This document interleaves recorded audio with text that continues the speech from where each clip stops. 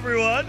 It's Friday. Hopefully you guys had a good week and getting ready for a good weekend. I told you guys on Wednesday when Colorado is dumb when it comes to weather. It was 85, I think, on Wednesday. It was 80, I think 7 where I was yesterday, where I am, yesterday. And now today, let me see, it is 37 degrees. It's 50 degrees lower. 50 degrees lower today. I have my window open, and it is currently 71 degrees Fahrenheit in my office. Hopefully, might need to turn on a fan and bring in more cold air, but my house is hot. So,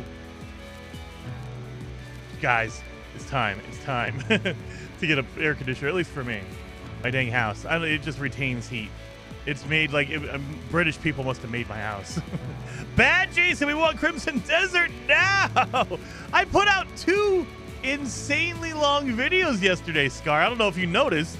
I put out 6 hours of that was basically a stream yesterday in videos. So I put out a lot. I've been playing a lot. I think I'm up to like almost 40 hours in Crimson Desert already. So yesterday, I took the day off and I played a lot of like Master Chief Collection. Man, I miss Halo so much, man. Original like Halo 3, ODST, those games, man. The sound, the direction. I mean, you can they're older games, so the controls kind of feel weird. But I love those old games, man. Holy cow. Why am I not seeing any chats from YouTube? What is going on here? I gotta reload my page here real fast. For some reason, YouTube's not coming through here. Let's see if I close it and then reopen it. That's always the go-to, right? Always close it, then reopen it. Chats, there it is. Come on. I've also been throwing apples at bandits too. Oh my god, I need to do that. Fet. Oh, there it is. Oh my god. Now all of a sudden it just wants to show me only YouTube. What is going on? Show me both. That's why I haven't signed into both. This chat's killing me. It can only show me one at a time. Is that what's going on here? There it is. Okay. There it is. It had to catch up on all the YouTube. So it just blew up like a million texts from YouTube because for whatever reason, it's not working. Anyway, there we are. You can also throw coin pouches at bandits too. You can hit them with a lot of stuff. Crimson Desert. The more I play it, the more I love it. But I don't know if it's like Stockholm Syndrome or not because the controls aren't great. But for what it does, I really love what it does. So it does the opposite of what Bethesda's been doing lately. Bethesda, with like Starfield, they made the mechanics work better. Like playing the game feels better. Like shooting and jumping and, running around feels better. But everything else sucks. Everything else is terrible. The writing feels bad. Writing in Crimson Desert's not good either. But the exploration doesn't feel good. The world doesn't feel alive. Or it's the opposite with Crimson Desert. It feels like the controls are very bad. You have to get through the controls. But when you do, you can explore the world, and there's so much out there to do, interact with, and be, and see, and it's amazing. But you got to get through those controls, and depending on how high of a tolerance level you have for controls, it can be good or bad. Have you started on your cat army in Crimson Desert yet? I have one that I'm prepping. I haven't actually got the trust of my one cat yet. But I found in the last video I put out, I found the area to find all the cats. I was like, oh, okay, now I know where to go to get cats. All right. So, all that being said, we're playing No Man's Sky today. We're going to be doing our Fugitive one. We will be continuing our Fugitive run here. The last time we played was 2 weeks ago. 2 weeks ago, we played, and we have we're on planet Poop, by the way. I like that. We're about 10 hours in. We need to find graves. That's what we need. So we need to make sure we get some graves today. I don't think I've had even one. I don't have even one. I'm at 0 graves so far. Planet exploration on most general are kind of lackluster and feels like AI is done without that great of an... Yeah, on Starfield, yeah. That's what it is. It's Bethesda went the opposite way. If you go back to Morrowind, you go back to Oblivion, even Skyrim, the gameplay, the mechanics were okay. They were kind of weird, but you didn't go in for the gameplay. You went in for the world, for all of that kind of stuff. You were running around, exploring, picking up stuff, reading notes, doing all that kind of stuff. And so the mechanics you overlooked. You're like, okay, it doesn't feel great to play, but that's fine because the world is awesome.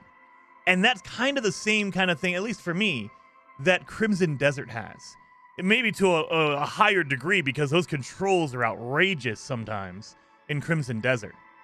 But once you get past, if you can withstand, if you can get past that barrier of controls, Crimson Desert, it just is amazing. But that's the thing.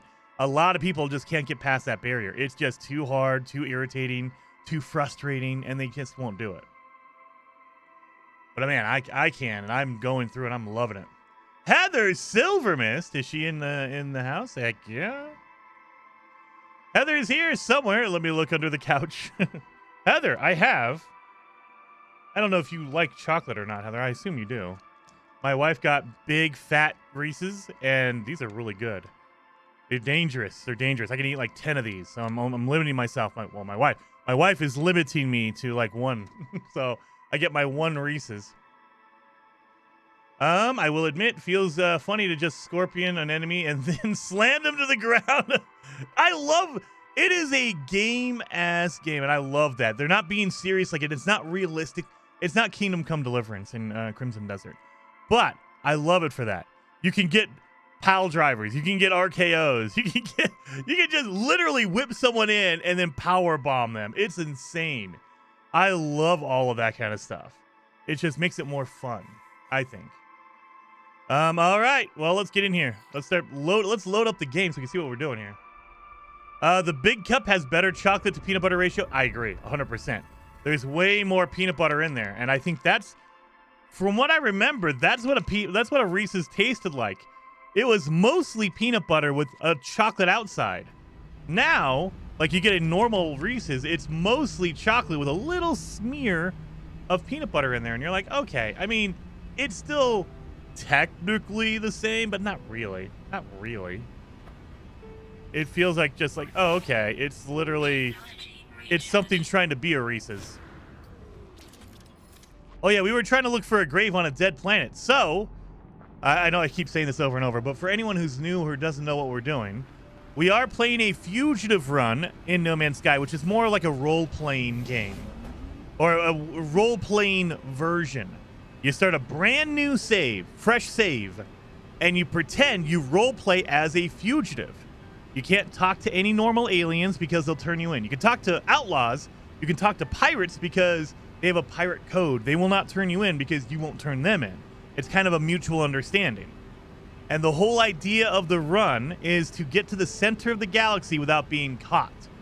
So you can't go to a space station, a normal space station, because they'll turn you in. You can't go to the space anomaly. They'll turn you in. Wait a minute. Recuperate with the 5 gifted members over on YouTube. Thank you so very much, Recuperate. I appreciate that. 07. Very, very much appreciated on that. But yeah, so you're just trying to get to the center of the galaxy without being caught as a fugitive. So mostly it's just a role play to make the game more difficult. Because for me, I've played 2,000 plus hours of No Man's Sky. I want to add more difficulty to my own game. You can adjust the rules however you want. Some people, they'll say they're a fugitive, but they're allowed to interact with one space station, or you go to the space station one time, and then when you leave, you can never go back. Essentially, they call the cops, and you can't go back to that space station. Some people, they play it even more difficult. They say, hey, look, you can only go to one space station, and that's it. Once you go to a space station, you burn it, you're done. So you want to wait until you're really ready to go. Some people, it depends on your flavor on if you want to make it more or less difficult. I like making mine like a medium difficulty.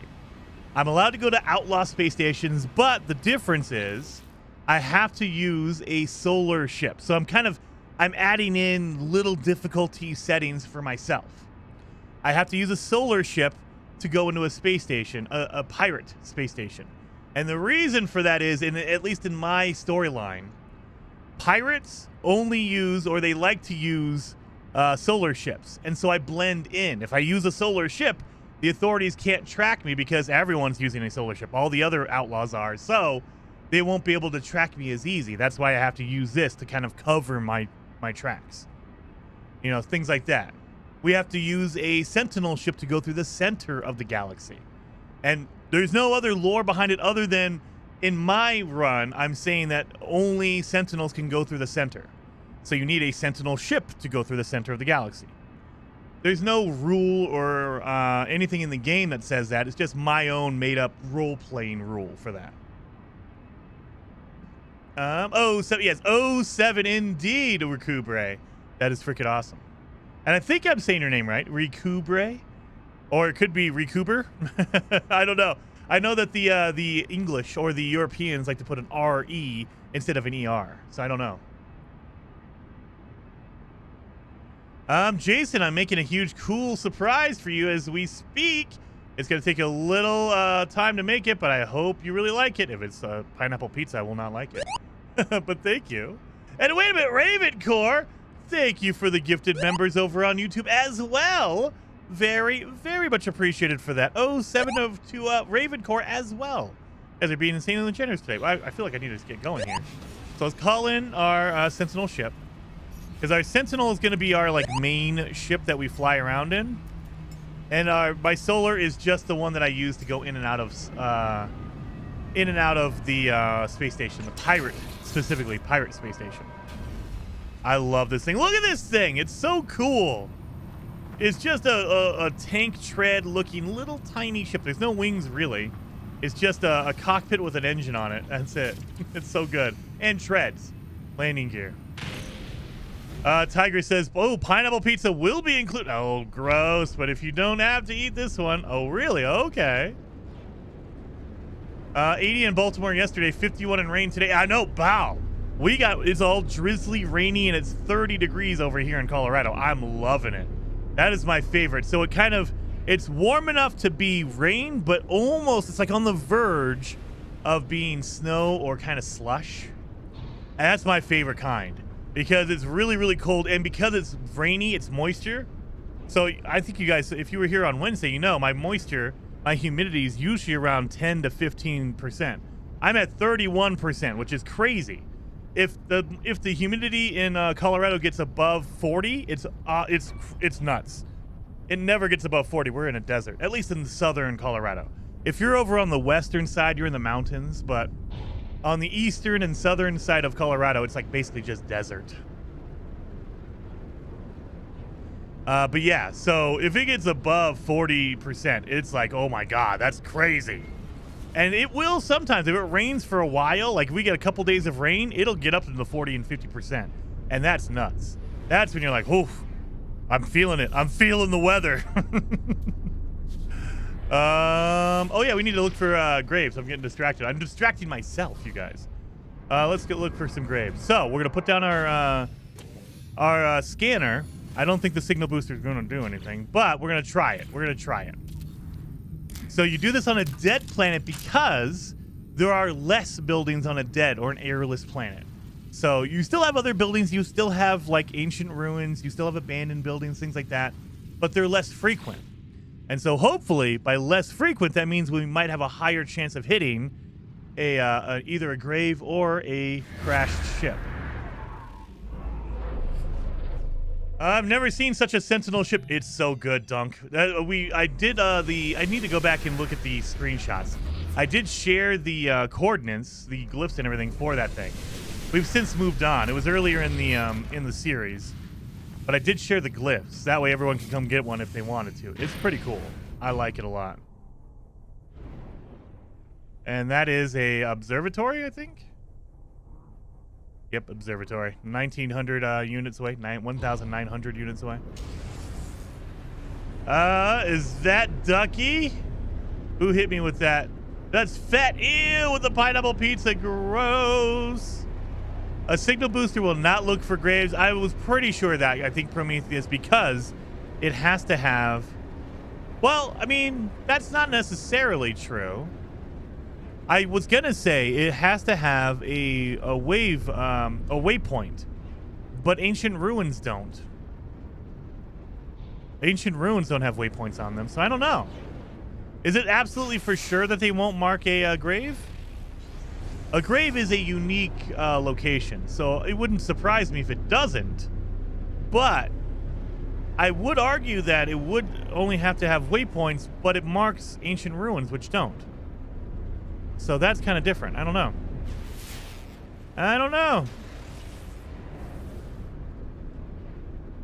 Well, I mean, either way, we could just land and kind of fly around. On foot, I should say. Land and jump around on foot with my jetpack. That might be the better way to do it. Before I do anything. Really? There. Alright, we have fuel. Okay, I have all these upgrades I can't use because I have no room in my suit at all. Alright. My fuel is filled, so I can call it in if I need to. Let's run and jump a little bit. We'll find a grave, I'm hoping. I'm praying. So, and the other benefit of a dead planet is there's not a lot of markers around. And so when you see a marker, you have a higher chance of seeing a grave marker. If it's busy with a whole bunch of stuff on there, it's harder to see. So, multiple benefits. Paul says, what run is this, Jason? Not Fugitive, is it? It is a Fugitive run. It is a Fugitive. I'm continuing the Fugitive run. I just need to find my dang graves. I don't think I've found any of them. Let me look.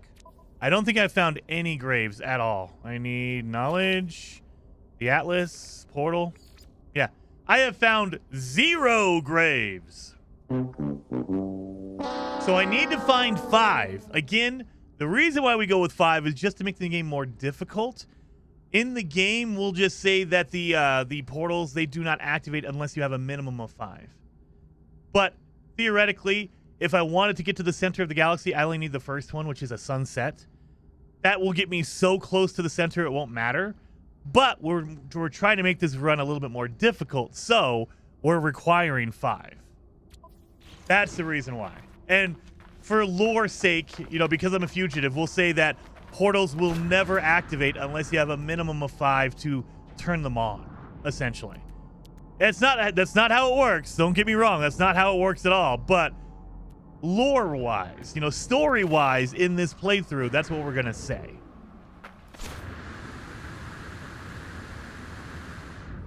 I always use the space station to find graves. I wish, Recubre. I wish. But we're a fugitive. We can't go to the space station. If we go to the space station, we'll get caught. We can't use teleporters, because if we teleport, it'll register that, you know, a fugitive used a teleporter. So we have to kind of do this. There's a lot of stuff we have to do by hand or manually that you normally... There's way better ways to do it, but I'm limiting myself on purpose. I'm trying to make it more difficult to do it, so we can find other means to do it. Paul says, I'm doing 8 graves, apparently, because I like torture. Why do you do 8? Oh, my God. I mean, if you want to, you know, especially if you're a brand new player, do 1 grave. Because graves are hard to find on your own anyway. If you do 1, you're good.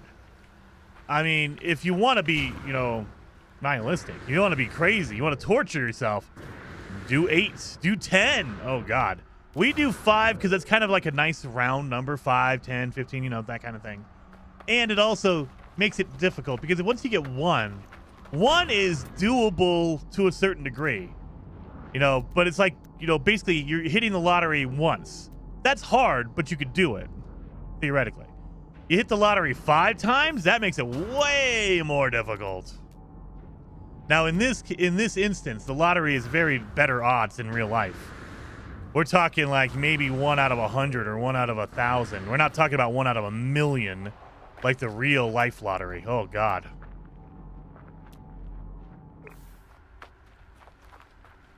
Eva says I'm at work, so I can't do Twitch. I thought it might be because he's running both. Oh, what happened? What happened? Do we have a pause, you guys? Did I have a pause? What happened? Don't tell me my internet. If my internet's taking a poop, I'm gonna be very mad. Eva says, Jason, you're glitching on YouTube. Am I? I don't think I should be. Not on my end. So that's my YouTube. This is my YouTube stream right here. What's going on here? There it is. Boom. That's my YouTube. That's my YouTube stream. That's my. What's going on here? Come on. Thank you. That's my YouTube stream. I got nothing. I got no drop frames. This is YouTube. I wish I could see Twitch as well. I can't see Twitch. My main platform is YouTube, so that's why I have it set to YouTube. I can only see one at a time. So it could be internet. It could be a million different things. It could be YouTube itself. YouTube itself could just be acting up in your area. I know that, like, for Beeblebum, he's over in Eastern Europe, so like Italy, Malta, things like that. And he's been having issues with YouTube. And it's not Beeblebum's fault. It's YouTube just sucking. So it could be YouTube as well. But I mean, Eva, I wouldn't be surprised if it was me. I'm trying. I am streaming to both, but I'm trying to go like the most easy route. So I have all the settings set to lower. So it could be just, you know, the YouTube is just acting up. I don't know. YouTube looks good in California. Well, good. Thank you. Thank you. So I generally do a test, like I'll do a poll like an hour or 2 hours in, and I ask, hey, has it been buffering or anything for you? And I think I have it okay, dialed in okay. Not perfect. And then again, you know, my internet sucks anyway. My internet company. Oh my God. Once I've been waiting over a year. Last year, January of 2025. So over a year ago, one of the local fiber companies emailed me and said, oh, we're in your area. And I freaked out. I was like, absolutely. I called them and they said, oh, no. We're not in your area. Sorry, we sent that out by mistake. We meant to tell you that we're working in your area, meaning they're laying down the lines. And it should be coming soon. And I said, oh, okay. So, you know, it should be, you know, maybe a few months or whatever. And she couldn't give me, the woman I talked to, couldn't give me a timeline. But I thought, oh, okay, they're working on it, which means it should be pretty soon. It's been over a year. It's been a year and 3 months. And nothing. I need to call them again and say, hey, are you really doing that? Or are you just teasing me? You're just trying to mess with me because I want fiber. I will gladly take your fiber if you give it to me, but you got to give it to me, dang it.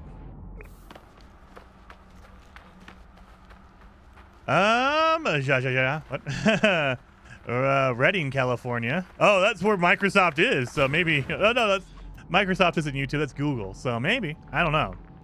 I know that, yeah, it's just YouTube, everything in general, man. It's just, they're doing work or you know, like, for instance, I think it was like a month ago.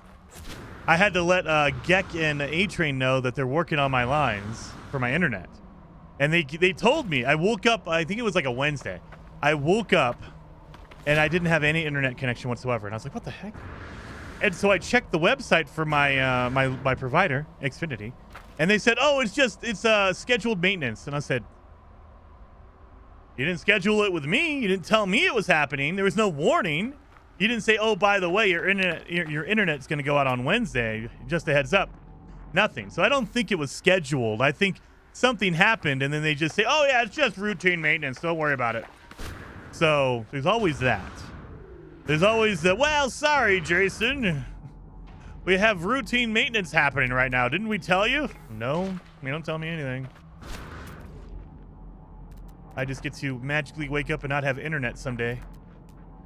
Nothing. Not a lot. That's all right. We're heading north. I might need to stop off and get some oxygen if we have any, because I'm getting kind of low. I see red over here. Is that oxygen? It looks like oxygen. Yeah, that's oxygen. Thank God. We're gonna need oxygen for my life support for sure. Ginny Takara says one thing that is often the customer service person is being told something and it's what they work with as info, but the reality is totally different and they are not told about it. I know, and that's why I don't try to get mad. I do get mad. I will admit. I do get mad sometimes, and I'm just like, I need to vent at somebody. I hate your company, and I know you don't care, and it's not your fault, but I gotta yell at somebody because I'm irritated and I'm frustrated, damn it. But yeah, for the most part, I try not to. I'm just like, okay. And they always did tell me, like, oh, yeah. But it's more of, if it was routine, then they would have, I mean, traditionally, I don't know about every company, but traditionally, like, if something goes down, like my electricity, if the electricity is scheduled for maintenance to go down, they come out like a week before or like 2 weeks before. They'll either give me a notice or they'll send people out and say, hey, look, we're scheduling maintenance for your area on, you know, March 25th or whatever, March 27th. And your electricity will go out at about noon, and we think it should be up by 4. And it's like, okay. And they would tell you, like, just be sure, you know, if you need anything, we need to give you a heads up. My internet provider, no such thing. If my internet goes down, it magically always seems to be scheduled maintenance or, you know, routine maintenance or whatever. And it's like, you know, if you tell us, we would know and we wouldn't be upset. I wouldn't be upset. I mean, if it was all the time, sure. But if you just say, hey, look, Jason, we're going to be working on your area next to Thursday. Just a heads up, you might not have internet like at noon or something. Okay, I don't like that, but at least you told me so I can expect it. Instead of waking up and going, well, I guess I'm not working today, or I guess I don't have internet today. Anyway, I'm bitching and moaning. I'm becoming a grouchy old man. I've noticed that. You know what? I need to eat a Reese's. That's what I need. Denise says, Jason, we just discovered the Last Caretaker. Any chance you could try it? Oh, it's on my list. I need to put that on my list. I think I saw Bob playing it. I think I saw Bob. Maybe I also saw Steve. I think I saw Steve playing it, Captain Steve. So that's one on my list. I have Icarus. I have The Last Caretaker, Outbound, Windrose. What was it you guys said yesterday or on Wednesday? It was Ground Population Zero or Population Grounded or something like that. I think it's Population Zero. Something like that. There's another game that looks really interesting. I want to try that. There's so many awesome games out there. I need more time. That's definitely on the list. So I've been seeing some stuff about The Last Caretaker. So I might need to go check that out. Undying Love says my city told a group of providers you could put down fiber if you do it underground and repave the entire city, and then they did it. Holy cow. That's actually pretty awesome. That's pretty awesome. They're probably making boatloads of money too. Like, I don't know how many people in Colorado Springs are irritated with Xfinity, but I bet you it's a lot. Because for a long time, they were the only high-speed provider. Like, you could get dial-up, you can get broadband internet through, I think it was called CenturyLink. Now it's called something else.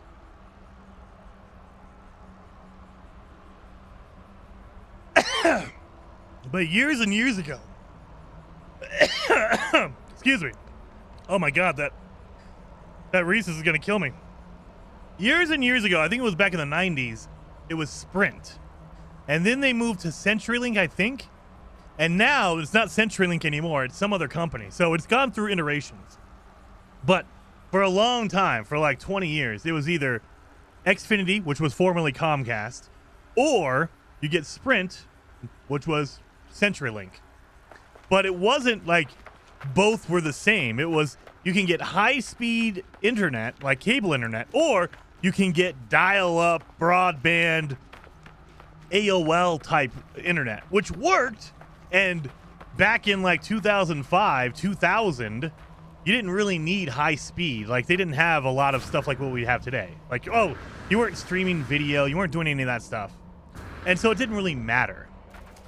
But as things progressed, YouTube became a thing, Netflix and all that kind of stuff, you need more high-speed internet. Xfinity's the only one still. Now they have fiber moving in. Fiber companies are moving in. But they are slowly moving in. I wish they were faster, because I want some freaking fiber. Anyway. And then Sticky Simon says, I have one. It has 2 legs. What? Whoa. Whoa. I caught the end of that one. Generation Zero. That was the game. I grabbed that one. It was on sale for $5. I was like, what the heck? I'll buy that for $5. I mean, come on. I think it's normally like $20 or whatever, and they dropped it down to $5. Absolutely. $5 game? It looks interesting. I will take a chance on $5 game.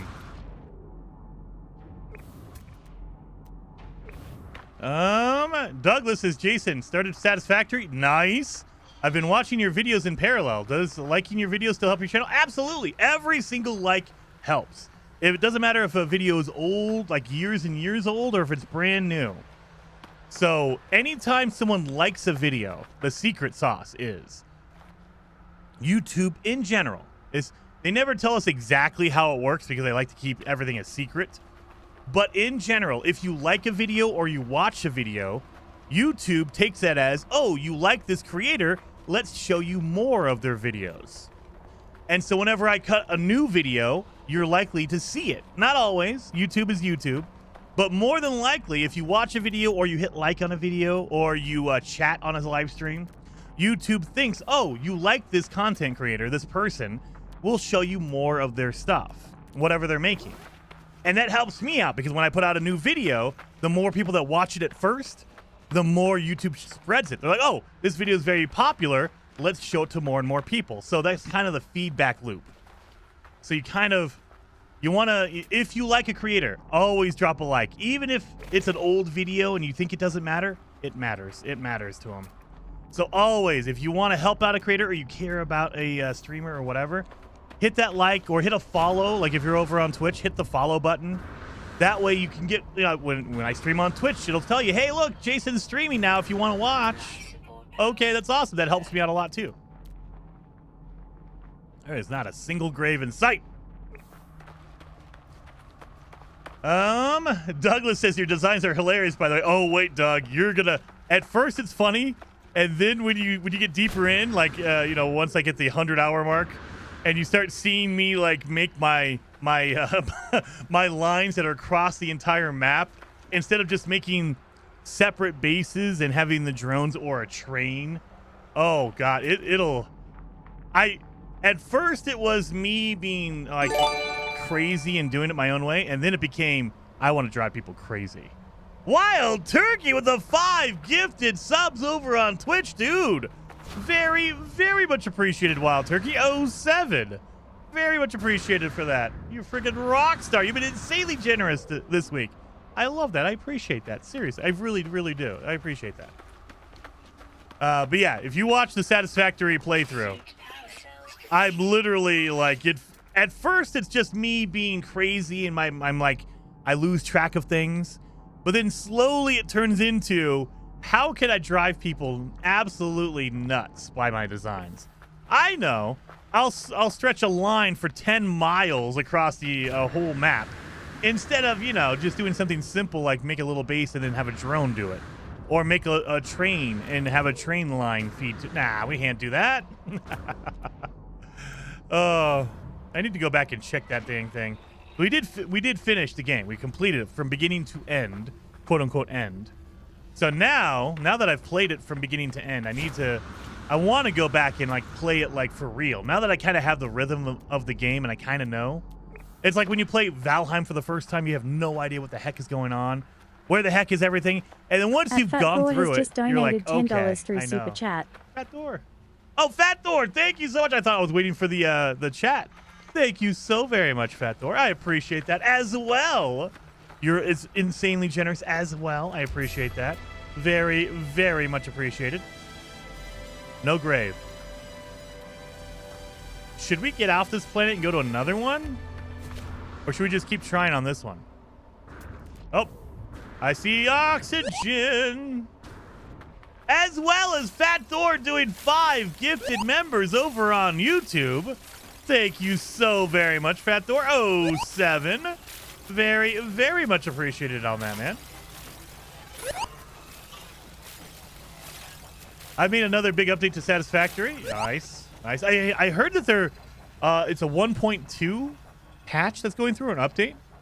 So I'm interested in that because I know they released the console version, October of last year. We didn't go back to it. I think we went back to it and finished, but we never actually went back and started over again. Yeah, I need to go back and check it out. They made another big update. Yeah, that's what I heard, Anthony. That's what I heard. And Eva says, yes. Should we go to a different planet and see if I get lucky on a different planet? Because, yeah, this one seems barren. How far do we go away from our ship? We've only gone for 40 minutes. Not really. Oh, yeah, oh my God, we have. We've been going these streams, man, when I'm just talking and yammering on and on about my internet and old man things. I lose track of time.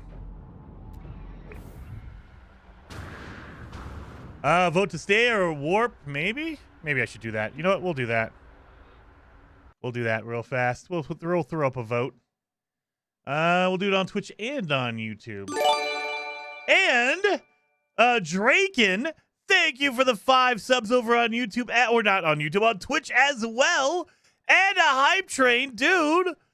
Very, very much appreciated, Draken. Oh, 7 for the 5 gifted subs over on Twitch. Freaking rock stars, all of you guys. Insane. I appreciate that. I appreciate that.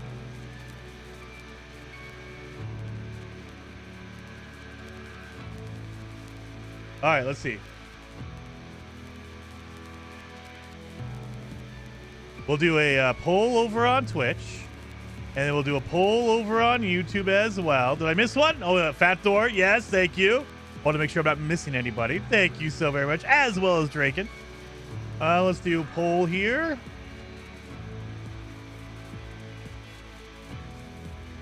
Stay or leave this planet. Stay. Leave. Let me make sure I spell it correctly because I'm doing Jason spelling over here. There we go. There we are. Do you think the previous expeditions will be available in the future? Tattered Reject. We keep hoping for that to be the case. We keep hoping for that to be the case. Now, I don't know if it's possible, but I didn't think that redoing the textures and everything was going to be possible either, but they did do that. They overhauled the water. They overhauled how the planets are generated, like the terrain. So anything's possible. I think that it might be too much of a dedicated thing because they have to find the planets that are good for that expedition, and then they have to make sure that basically you have to set up a team. This is what I'm theorizing, to basically set up the expedition on certain areas of the universe. And maybe they lock one up. Maybe they make a fresh universe. They make the expedition like galaxy. And so we can't go there normally, but you can only do it in the expedition replay terminal. And you go there and there's special like things that when you finish the expedition, when you finish like Expedition 1, for instance, it pulls you back into the normal game. Like you have to travel to a special universe or a special galaxy for it. Maybe that's how it is. I don't know.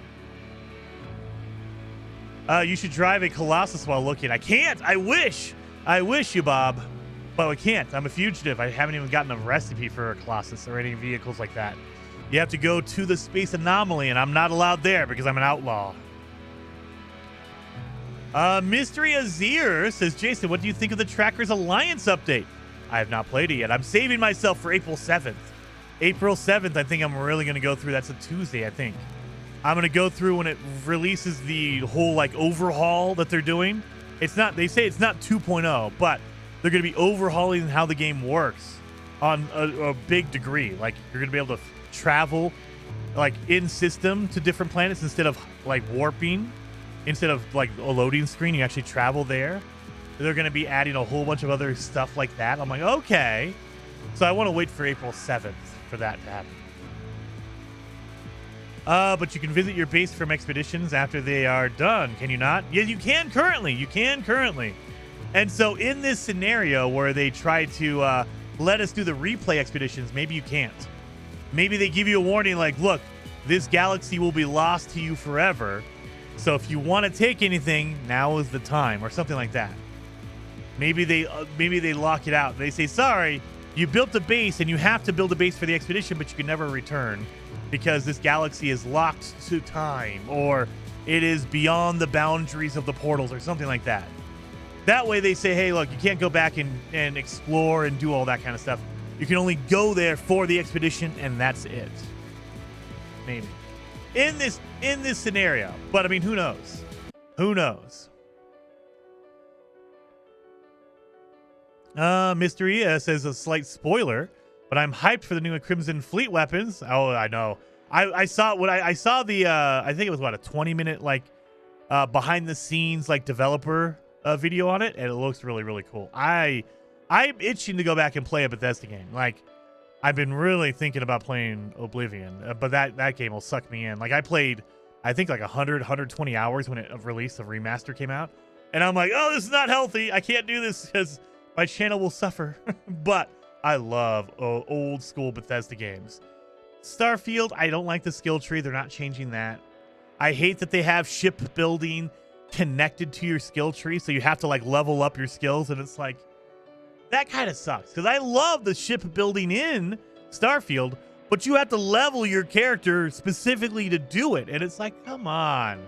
It's gating, it's stopping me or preventing me from doing one of the cool things in the game, because I want to just do it from the get-go. I can't do it. Things like that. We're okay, All right, let's see. Let's see the vote. Hype Chest, thank you so much for the hype trade over on Twitch. Very, very much appreciated. What are you guys doing to me? It's 50-50 over on Twitch. Oh, there we go. Now it's not. Now it's not. Vote in that. If you can't see the poll over on Twitch, reload your page, refresh your page. You should see it. Over on YouTube, it is leave. 78% of people say leave. It looks like we're going to be doing leave, but we're going to keep it up. We're going to keep it up. We have another 5 minutes left on the vote. So if you want to have your voice heard, definitely go vote in the poll. Let's go. We'll keep looking for graves while we can, but it looks like we're going to go with a leave option. At least that's how the vote is going so far. If you don't want that to be the option, then definitely go in there and vote.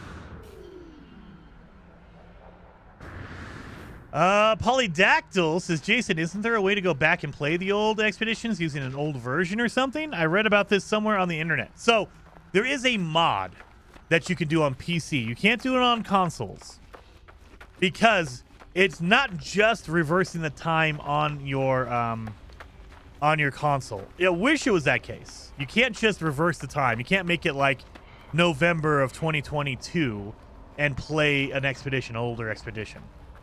As far as I'm aware, that's not how it works. You need to, number one, trick the time so your game thinks it's that day, but also it needs to be tricked into thinking the servers are connected at the same time. So that's how they kind of stop you from doing it on console, as far as I know. I'm not a professional. So number one, the expedition, the game itself looks for the servers, and then it says, what time is it? Oh, is it expedition number 2 or number 3 time? Sure, we'll do that. So it needs to basically be lied to and told. As far as I know, I could be wrong on that. And so there's a mod to do it. I think you can go in and tinker with your game files as well. But I haven't tried it. I have not done it. There's no official way. There's no in-game way to go back and replay older expeditions. You can tinker around and modify stuff and get it. You fool your game into doing it for you. But as far as I know, it's an in-depth thing. It's not easy. It's not just reverse your clock and you're good, as far as I know. So on PC, there's a lot of mods and stuff you can do to just get that done.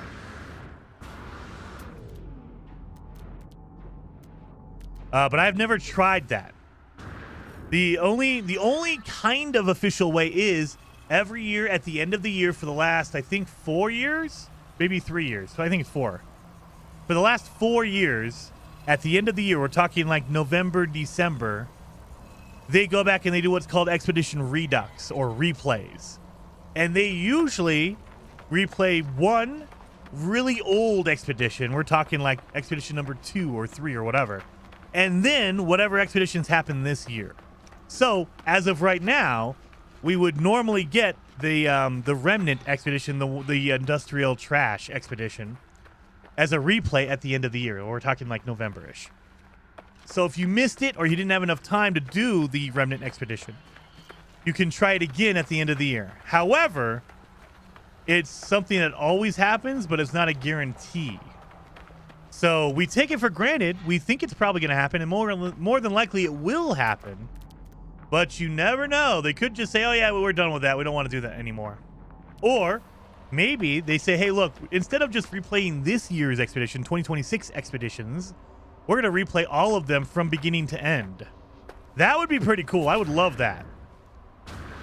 Go through and give us, hey, look, starting November 1st, you could play expedition number 1. And it'll go for 2 weeks. And after that 2 weeks, on November 14th, it'll be expedition number 2. And it just keeps going over and over again. But I think we've had like 20 expeditions. So it would be 20 times 2 weeks would be 40 weeks. So that's basically a year of replaying. So I don't know if they would. That would be pretty cool, though. I know a lot of people have asked for certain expeditions that we've never seen replayed before. So they love replaying the Mass Effect expedition because of November 7th, you know, N7 day. But they don't go back and they don't replay like the Looper expedition. They don't go, they're not grabbing random ones. They seem to really lean heavily on the N7, the Mass Effect expedition, because they like it. They're Mass Effect players, so I get it. But I would love some. It would be awesome if they showed some love to the other expeditions, like the Looper, like pick any one of the other ones, the Freighter expedition that we haven't really seen replayed outside of their 1 year that they replayed. Expedition number 1. We've had that once, the Golden Vector. People want to have that. We've had that happen one time, but not very many. You know, we don't have that happen all the time. How many glyphs do you need in this run? 5, Denise. We need 5. I think the vote should be over by now. Let me look. Let me double check. Yep. Stay or leave. It's 50-50 over on Twitch. You guys, 50-50 split on stay or leave. On YouTube, we have a 75-25 split on YouTube. 75% of people said leave. 25% said stay. So I think going with the numbers, 50-50 over on Twitch, and then 75-24 or 76-24 over on YouTube now. I think we're going to leave. We're going to go with the vote. Both combined together, it still puts it at leave is the majority. So we're going to go there. We're going to do that. So we will be leaving this planet. I can play any expedition anytime I want. There is a website to grab the specific JSON files you need. You must put them in Steam in offline mode. Yes. Yeah, so you can do that. Absolutely. But it's something you probably cannot do on a console. So if you're a PlayStation or an Xbox player or a Nintendo player, you cannot, like, force the game or trick the game into replaying your older ones. You have to do it on a PC because you need to mess with the files.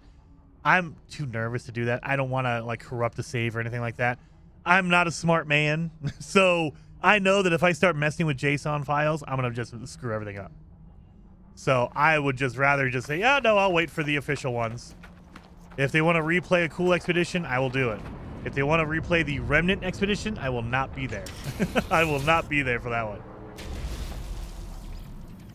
All right. Well, we're leaving. We're going to go to a different planet.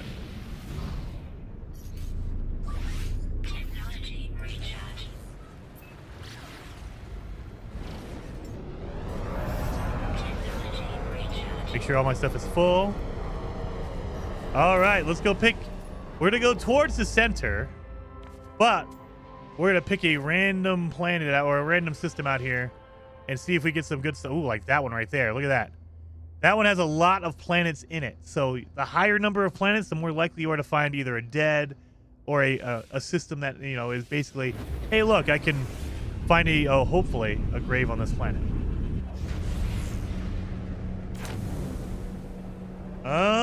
Tech Nut says, just know doing Expo offline is not all milestones work correctly sometimes. Yeah. And that's the thing. When you're modding or changing the game in a way that's not intended, it's going to kind of be funky. Just a little funky. That's a rattling planet, which is a anomaly, which is not going to help me with graves. That looks like Earth over there. What is this? A radioactive abomination. So it is technically Earth, yes. Unknown is a planetary anomaly. Again, not going to help me with any dead stuff. Oh, all these planets are behind this one. Great. All right, let's go down here. Darkwing Chuck, good name, says, Jason, do you have a PS5 Pro? I do not. I have a PS5 regular. And if not, will you buy one before the price goes up? No. I'm just fine with my PS5 regular. I have the original. Like, I don't have a Slim or I don't have any of the new PS5. I got my PS5 a while ago, and price increases are just ridiculous to me. It's just ridiculous to me. Like, they can justify it by saying, well, it's market conditions or it's the RAM. And I have no doubt that plays a part. But we're talking about 6-year-old items. I don't know if you're like me, but way back in the day, you talk about a PS4. You know what? PS4. What did they launch the PS4 at? Let me look. Let me look at this. PS4 launch price. PS4 launch price was $399. $400 for the PS4 at launch in 2013. PS4 price 2020, just 2020. That was when the PS5 launched. It was selling for $300. It's $100 cheaper. Cheaper. Now, PS5 launched at $500 and it's creeping up. I think it's what, $650 now? Things get cheaper as they get older. Show me anything that gets more expensive other than like a collector's item. I get a collector's item. If it's a unique, like a baseball card, Pokemon card, blah, blah, blah, whatever. I go buy a TV from 2020. They're going to give it to me for like a hot dog. They're going to give me for like a piece of lint and a button. Here you go. Here's your 2020 TV, buddy. It's just ridiculous. It's ridiculous. It's ridiculous. So, yeah. I am just fine with my... I usually game on my PC anyway. And I have a PS4. I have a PS5 and I have an Xbox Series X. I got them years ago when they were normal priced and not outrageous. Like, keep going up and up in price. That's absolutely insane. Like, the manufacturing process is not new. Like, the reason it costs so much is it's a brand new process. It's brand new technology. 6 years... going on 6 years? Like, no. That's not a new thing anymore. It goes down, not up. I just saw the news. PS5 is going to $650 US. I know. And if you want a PS5 Pro, I heard it just costs 1 kidney now. Just 1 kidney for a PS5 Pro. If you want an Xbox Series X, the Galaxy Edition, that's going to be a kidney and a half. Maybe a liver. Maybe a liver. They'll just take a liver instead. At Stealth50541 super shattered $5. Thank you. Jason, have you considered playing Astromedica? Looks interesting. I've seen, oh god. I can't remember his name off the top of my head. I know his name, but I can't remember it. I've seen, Azrath. Azrath? No. Azrath. I've seen Azrath playing Astromedica. I have not played it though. I need to. It's another one. It's another to throw it on the list of ones to do. That is another one I want to play. It looks really, really cool and interesting. But I have not. I have not played it. Can I take these guys out? Am I gonna get murdered? Probably.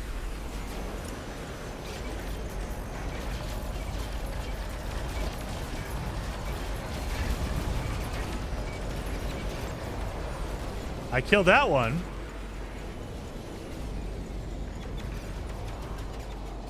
Where's these guys at?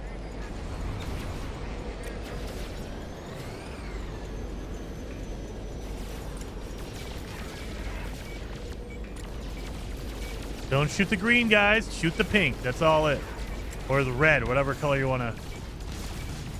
Escape is now possible. They're giving up. The pirates are like, oh, you're killing us, man. Don't do that. You're allowed to go. You're free to go now. All right, let's go. Let's move out of here. I don't want to fight them because I might die. Anyway. So I don't mind. I'm a console guy, you guys. If you've watched the channel long enough. When I first started my channel back in 2017, that's all I gamed on was my Xbox and my PlayStation. I moved over to PC because I was editing video. I had to get a beefy PC to do that. And I prefer to play on PC now. But I was a console guy for a long, long time. I like console. But when it starts getting ridiculous, like, oh, by the way, it's going to cost $1,000 or close to it, it gets out of the realm of normal, like, you buy a console because it was a easy and cheap alternative to a PC. I buy a console, I put it next to my TV, I plug it in, and we're done. I don't have to download drivers or anything like that. I don't have to worry about updates. If I turn on my console and it's connected to the internet, it will just automatically do its thing. I don't have to worry about it. And it's cheap. I don't have to worry about spending an arm and a leg and figuring it all out. They're losing that cheap factor. And when you do that, now being easy is not really going to be the selling factor. It's like, well, I will figure out how to do PC gaming if it's going to be half the price. I mean, honestly. So, I don't know. When you start $1,000 and then games on top of that, charging $80 for a game, my opinion, no game should be above a $50 price tag. $50 US. Whatever your equivalent is, or for your local area. But yeah, $50 US is like the highest it should be. So when you start seeing these games costing $80, $90, $100, you're like, okay, I don't think that game's better than my $50 game. So what's the point? I'm pretty sure I boosted out of the way, but I guess not enough.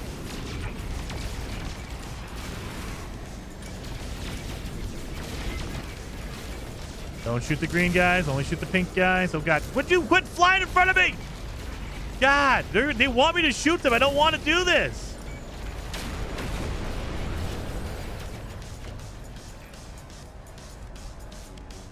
I don't want to shoot the good guys. I only want to shoot the bad guys.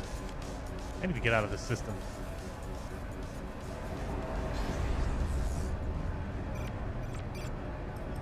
Okay. Let's just get out of here. I don't want to deal with this. I'm gonna end up shooting one of the good guys and get in trouble. So we're gonna get the heck out of here. Let's just jump to another one. That one has a moon in it. It has a couple moons, it looks like. All right.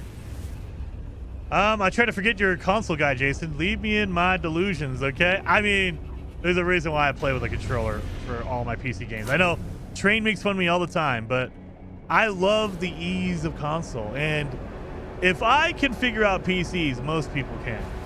It's very scary at first. When I first got in here, I was like, dude, I'm doing this for video editing. I don't want to have to deal with updating my drivers on my graphics card and my processor and my sound and blah, blah, blah. I don't want to have to go through a million steps just to play a damn game. It's not that complicated. Modern gaming is not that complicated on the PC. If you go back to like 2005, sure, that was crazy. Now, so many people do it, and oh, that's a lifeless planet. I'll take that. So many more people do it. It's becoming more of a common thing to do. That modern PC gaming is not that complicated. You don't have to worry about a million different things. You're good. Don't worry about it. I saw you switch to engine power to escape. If you stay to fight, do you use balance shields or weapons?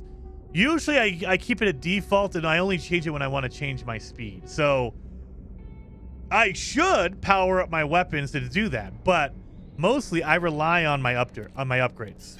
So I don't have a lot. I mean, I have 3 of these, so they kind of gives me some boost and some speed, but honestly, I only remember to switch my power settings in my my ship when I'm trying to leave. I'm like, all right, give me some speed to get out of here. Other than that, your weapons should be decent enough. Like, my weapons are decent enough. Like, that's not good, though. But these are okay. These are okay. Anyway, yeah, I only do it when I remember it. Long story short. Yeah, why shoot the pirates? Because I can't use any exploits. I can't go through that front freighter and get out.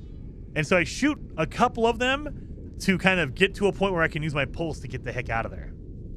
Essentially.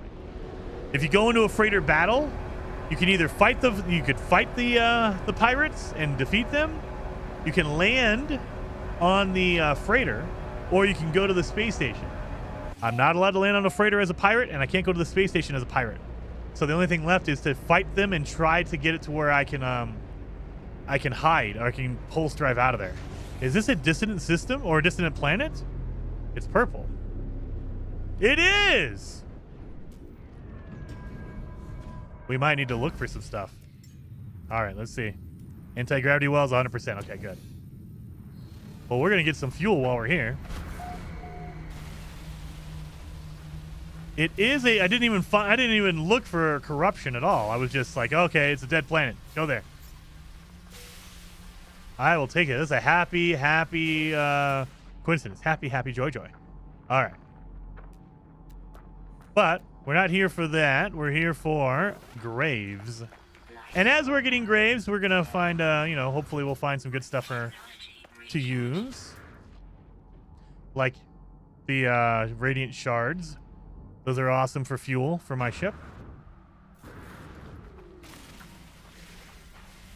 Go back to the era of DOS gaming and have to know about extended memory and expand. Yeah, dude. Yeah, if you're talking about like 90s stuff, and yeah, and I think that's what a lot of people, the tales of how complicated gaming is on PC is from that era, the 90s and early 2000s, where you had to you were like motherboards back then. You had to literally change the voltage and stuff manually.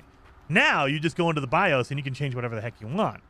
Not that you even need to do that at all, but you can. So it's a whole different era when you were doing everything manually, when you had to when you were updating drivers and you have to make sure to install this thing or else this game won't work. Oh man, is it DX11 or is it DX9? What DX? You don't have to worry about any of that stuff anymore. Now you might run into if you're trying to play a 2005 game, yeah, because you're on a whole different operating system, not whole different, but Windows 11 is different than Windows 95 or Windows XP. And so there's that kind of thing. But if you download Steam, you download Epic Game Store, whatever downloader you want, GOG, you download that thing, and then you just say, hey, I want that game. They let you buy it. They let you install it. They do everything for you. You're good. You don't have to worry about, oh, my God, I have to have a degree. But you think that. I thought that back in 2019 when I got my first PC. I was like, dude, I don't want to deal with this. I just want a video edit, and that's it. And then I got in there. I was like, you know what? I'll play some No Man's Sky. That was the first purchase I had on Steam was No Man's Sky. And I was like, I'll do that here. And it was fun. It was a blast. And it worked better. I was like, okay. It loaded faster at the time because I was on an Xbox One. And that was a slow hard drive. Now on a Series X or a PlayStation 5, this game, No Man's Sky on a PS5 is very comparable to the PC version. So it's not like you're missing out if you play a console version of this game. But this game is also 10 years old. So you want to play a newer game, like you're playing Resident Evil Requiem or Crimson Desert, there's going to be benefits to doing it on PC.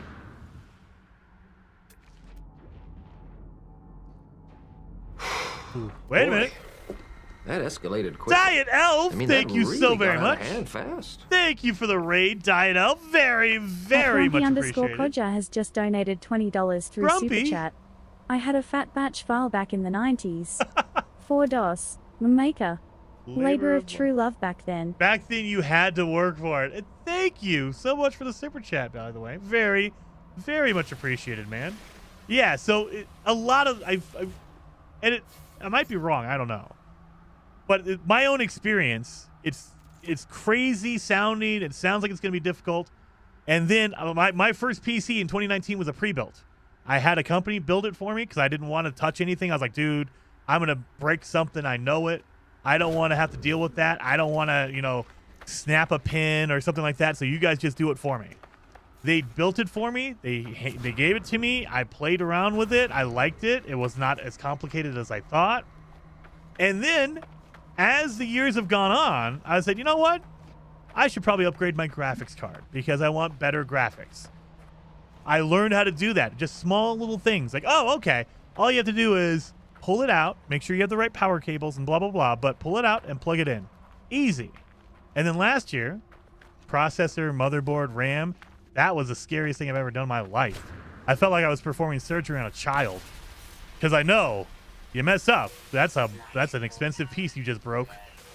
And so that was like sweating bullets. But I was comfortable enough to do it, and now I'm like, okay, it's not as bad as it. It's like getting your car. Some people, they just want to buy a Honda Accord and never touch it. They take it into a mechanic and they change their oil every 3,000 miles, and that's it. If someone yells at them about their tires, they might do that. I put gas in it once in a while. Other people, they want to be a mechanic, and they can get down into the nitty-gritty. I don't think PC gaming is even close to being a mechanic. It's like saying, oh, I wash my car once in a while. I actually care about cleaning my car once in a while. Instead of just having a trash, beater car. Some people don't care about their car at all. They're like, nah, it's fine. I don't care. It gets me from A to B. I get to work and I get back home. It looks like garbage. I never wash it. I never vacuum it. Other people, they're not technically inclined, but they say, hey, I vacuum my car. I wash my car. I like my car. I enjoy my car. That's what I would equate PC gaming to, because you don't have to do all that maintenance stuff. You can if you want to, but you don't have to. Like, you can get down into the nitty-gritty and be like, all right, I need to undervolt my processor and undervolt my my GPU. I need to set my fan curve correctly to get the most. You don't have to do any of that stuff. Literally, get a pre-built from somebody that you trust, a company you trust, and just turn the button on, and that's it. You don't have to worry about it 99% of the time. Every once in a while, you might have a weird, like your RAM might be defective or something like that, and it's not something you can control. But the same thing happens with the console. Sometimes you get a console and it just sucks. You're like, oh my God, why does my console suck? Oh, the fan doesn't work in it. Great. It's just a manufacturing defect. It's not the fault of me or the whatever. It's just, weird things happen. Anyway. So long since I thought of RAM in a megabyte range, dude. Oh my God. I saw that there was some system that had like 128 gigabytes of RAM. That feels like, at that point, you're running like a NASA computer. What do you need 128 gigs of RAM for? What are you doing with your life? Like, I think if you're doing maybe 8K video editing, maybe you need over 100 gigs of RAM. Even then, like 64 should be well off, like plenty. I mean, there's people out there who just want to max to the limit. Like, how much is it possible? I will take whatever the maximum is. They don't care. Anyway, 120 gigs of RAM, crypto money, maybe, but usually that's GPU. That's not RAM. That's VRAM. That's on your GPU, not on your actual system RAM, as far as I know. Maybe I'm wrong. I haven't done any crypto, so I have no idea. But I don't know. Like, that just seems foreign to me. It's like when someone says they bought a Lamborghini so they can go to work. It's like, it's cool you could do that. I mean, I'm jealous if you have a Lamborghini that you have your work Lamborghini. But do you need a Lamborghini to go to work? Nah, you probably don't. But it's cool to have. It's awesome. Don't get me wrong. That is so cool. But good Lord, really? Oh, idiot. I didn't check my inventory. Well, that was a waste. It could have been an echolocator chart, and will never know because I freaking didn't have any room in my inventory. Anyway, long story short, console prices going up. I think that's just gonna incentivize people. Not everyone. There's people who are gonna still buy a console because that's all they've done. But I think more and more people are going to start questioning and going, hey, should I just go with PC? or should I stick with my my PlayStation or my Xbox or whatever?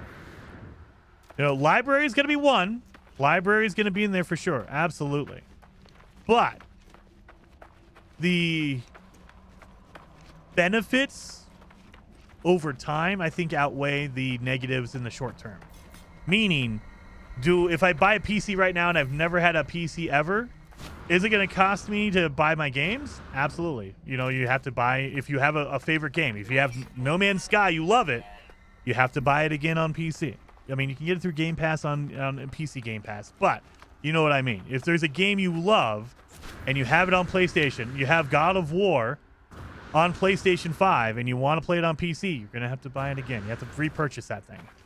However, I think the fact that you don't have to pay for PS Harris 16 has become a traveler. Game Pass. Thank you, A. Harris. Thank you for becoming a member over on YouTube. Very, very much appreciated. 07. The fact that I don't have to pay for Game Pass or internet. I don't have to pay for Steam Plus or whatever you want to call it for internet, you know, to play online. I just have it inbuilt. If I want to play No Man's Sky online right now, I can just turn it on. I don't have to pay a monthly subscription for that, whereas you do on PlayStation and Xbox right now. So there's that. You instantly cut that bill out of your life. If you want to wait for a sale and buy, like we did it last week on Wednesday, everyone was saying, hey, Generation Zero is a really cool game you should look at. I looked it up on Steam. It's normally a $25 game, and it's on sale right now for, I think, like $5 or whatever it was. And I said, absolutely, $5. So there are sales on Xbox and PlayStation. I feel like they happen more frequently on Steam. They are constantly, not every single game every other week, but if you wait long enough, you wait a couple months, more than likely the game you've been waiting for has been on sale at least once every couple of months. For either like the summer sale, the spring sale, the stealth sale, the survival crafting sale. They have sales all the time on Steam.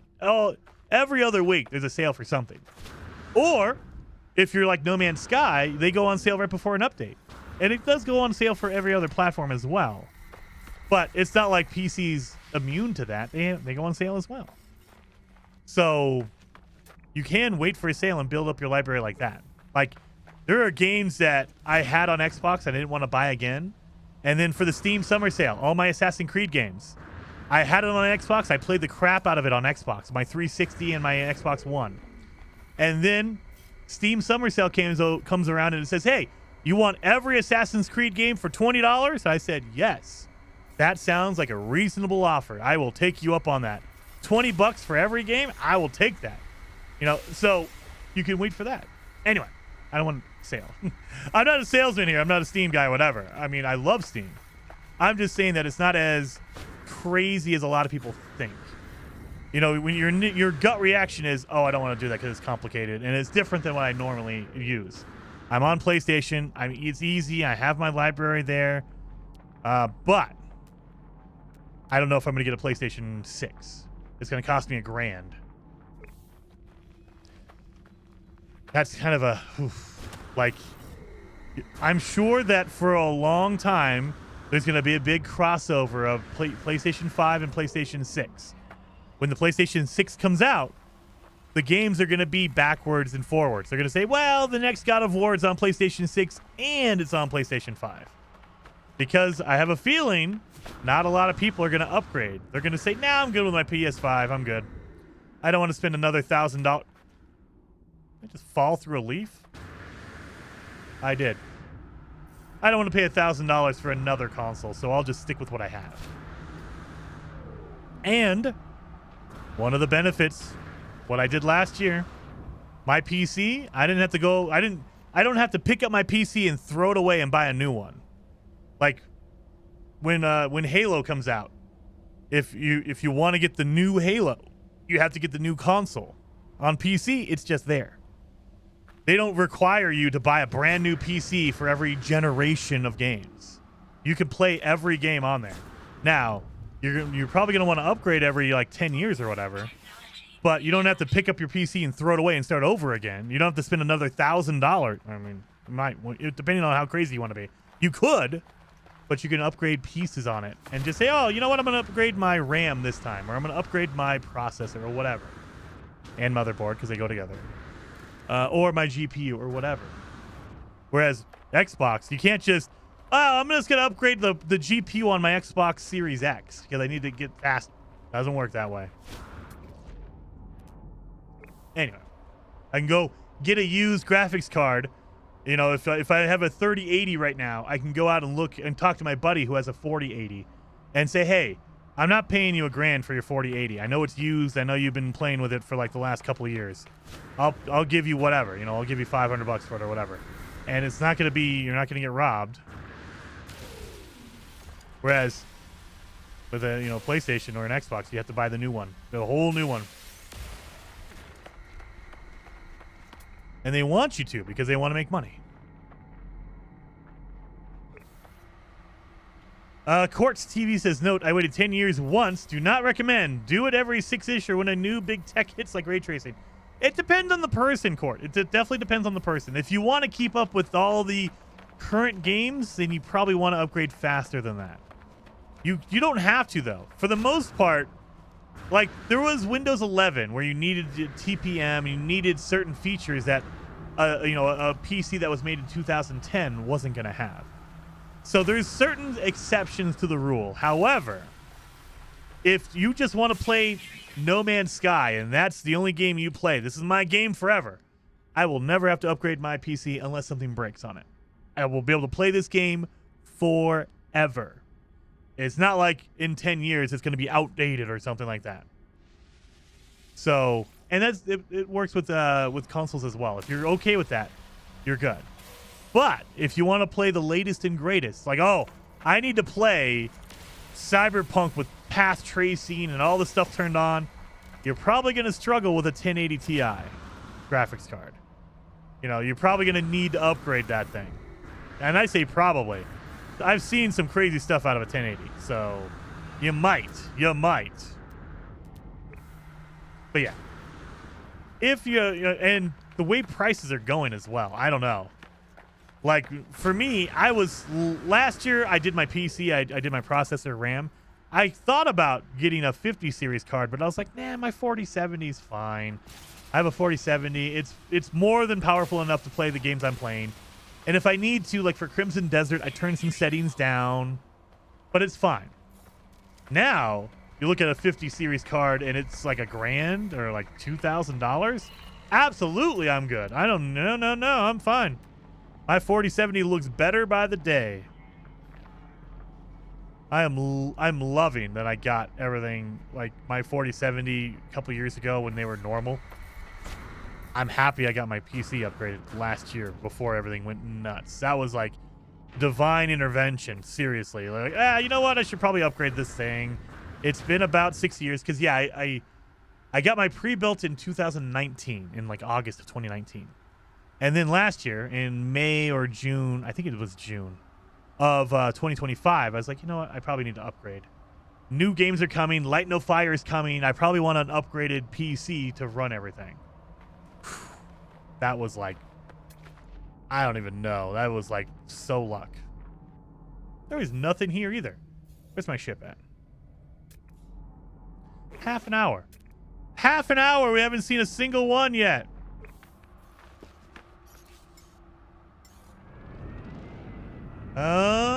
Maddie D says, I can't play Fallout 3 on my new fancy PC, which makes me sad. Why can't you play it on your new fancy PC?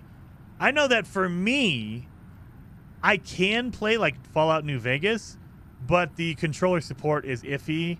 And you can always download like controller support, like mods and things like that. I don't like doing that. But if you download just straight up the game, it does not like controller. And you got to, you know, mess around with it to get controllers to work really good.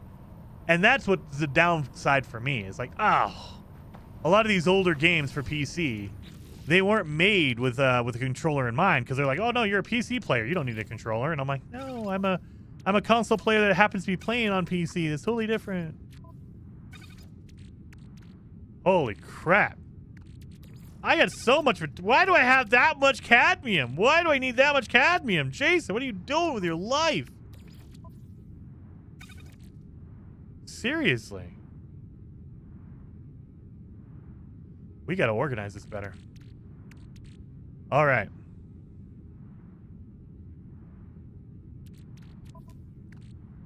I have sodium nitrate. I have, oh my god, look at condensed carbon all over the place. I've been picking up way too much crap. Like, I need to just stop. I thought I needed more room. I don't. Or I thought I needed more items. I don't. I don't need this much ferrite dust. So let me put another stack in here. I don't need that much sodium. I got one full stack. We're good. I need more radiant shards than anything else. This is my fuel for my ship. We have a chart here. We have a Sentinel boundary map.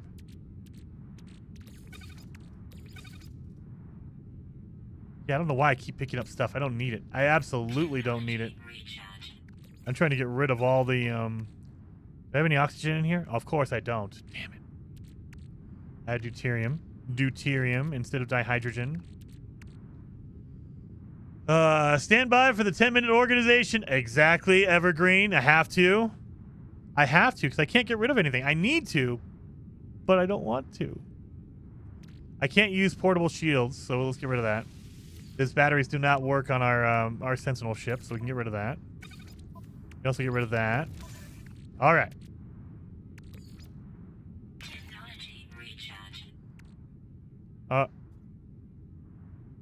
Did it not use anything here? Oh, I used it over here. Okay. I picked up the one over here, but it used the one out of my... Okay. All right. I need some liquid. I do not know how to mod. Bad thing about PC is it helps being a technical, and I am not... But that's the thing, though, is you don't have to. That's the beautiful part. You're allowed to, but it's not required. So I like that. I like having the option. At any time, I could just say, you know what? I'm going to mod No Man's Sky. I'm going to add in Sean Murray's face on everybody. And I could. I'd have to figure it out, but I could on a PC. On a console, you can't. And there are certain games, like a Bethesda game, for instance, like Starfield or Oblivion or Skyrim, that they monetize that. And I mean, that's good and bad. It incentivizes people to make mods because you can get paid for it. But it also incentivizes the developer, Bethesda specifically, to not worry about something because don't worry, they'll mod it, it's fine. And technically, we'll make more money because Bethesda's not making or letting them have a mod store for free. They're charging a fee for that. And so why fix my game? I can just let modders do it and we get paid more, technically. Because you buy the game, and then you have to buy a mod to fix the broken game, and so we get paid twice. So I feel like that's kind of that's the shady side of it. But not every game does that. For No Man's Sky, you could just make whatever the heck mod you want. You could go download a free mod if you want. And technically for Skyrim as well. For Skyrim, they do as well. You can go to, whatever the modding website. What is the modding, is it Nexus? Some modding, I think it's Nexus. Nexus, I think, mods. Nexus mods? There's a modding website that a lot of people, you don't have to. I mean, that's like the one that people use, but you don't have to go to a modding website. Someone can make a mod if they want to. Out of their basement if they'd like. Anybody could. There's people who just do it for the love of the game. And they're like, hey, I had extra time. I wanted this cool thing in No Man's Sky, so I added it. Done. Nexus. Yeah, Nexus mods, yeah. The problem is something goes wrong and you cannot fix it unless you're technically... That is true, too. And like on when we do our Valheim, the Bela's Rest seasons we've done in Valheim, we've been using mods. And they upfront tell you, absolutely use whatever mods you want. They're free, whatever. Just remember that you're using a mod. So if anything goes wrong, that's not our fault. That's your fault. You got to know what you're doing. So if you know what you're doing and you're comfortable doing it, absolutely go crazy. But don't ask us for help because you modded your game and you broke a save or something. We can't do anything about that. Sorry. You know, that's not our fault. So we're just letting you know, heads up. Be careful.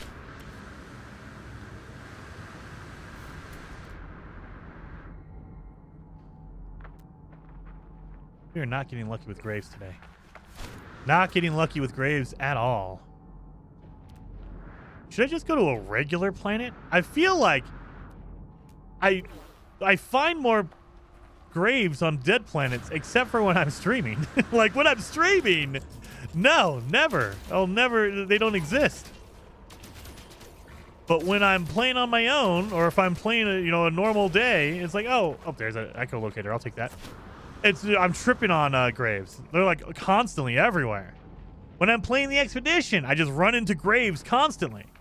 If I'm streaming a fugitive run, never.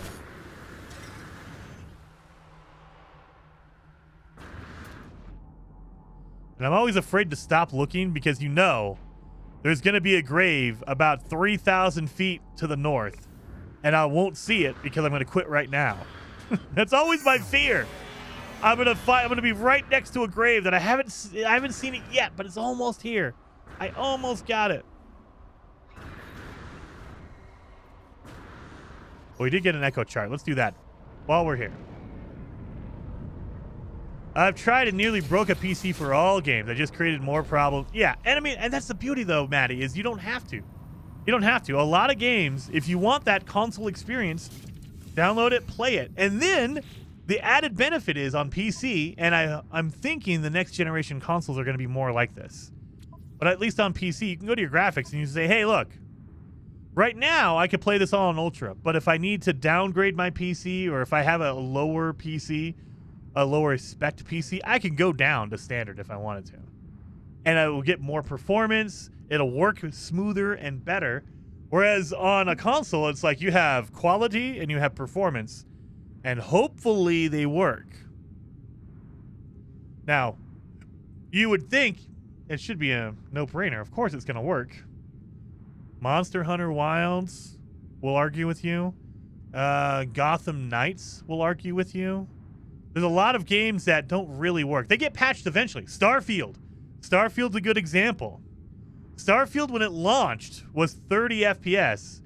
And they were like, nah, that's just the next generation power of the visual fidelity. Blah, blah, blah, blah, blah. Fast forward 6 months, and they're like, oh, by the way, we have a new patch. And it gives you 60 FPS on a console. Magically, they found out how to do it after 6 months. And so it's just like... Anyway. So that is the benefit. It is the double-edged sword as well. If you want to, you can go crazy. Do your fan curves, do your undervolting, overclocking, blah, blah, blah. You can set up different profiles. You can go through and really finesse every ounce of power out of a game. Whereas on a console, yes, no. Frame rate, quality, blah, blah, blah, whatever. Speaking of that, let me do this. Boom. No harmonies detected in current system. So there's not even a crashed ship on this planet? I just ran this planet just for the fun of it, for the love of the game. All right.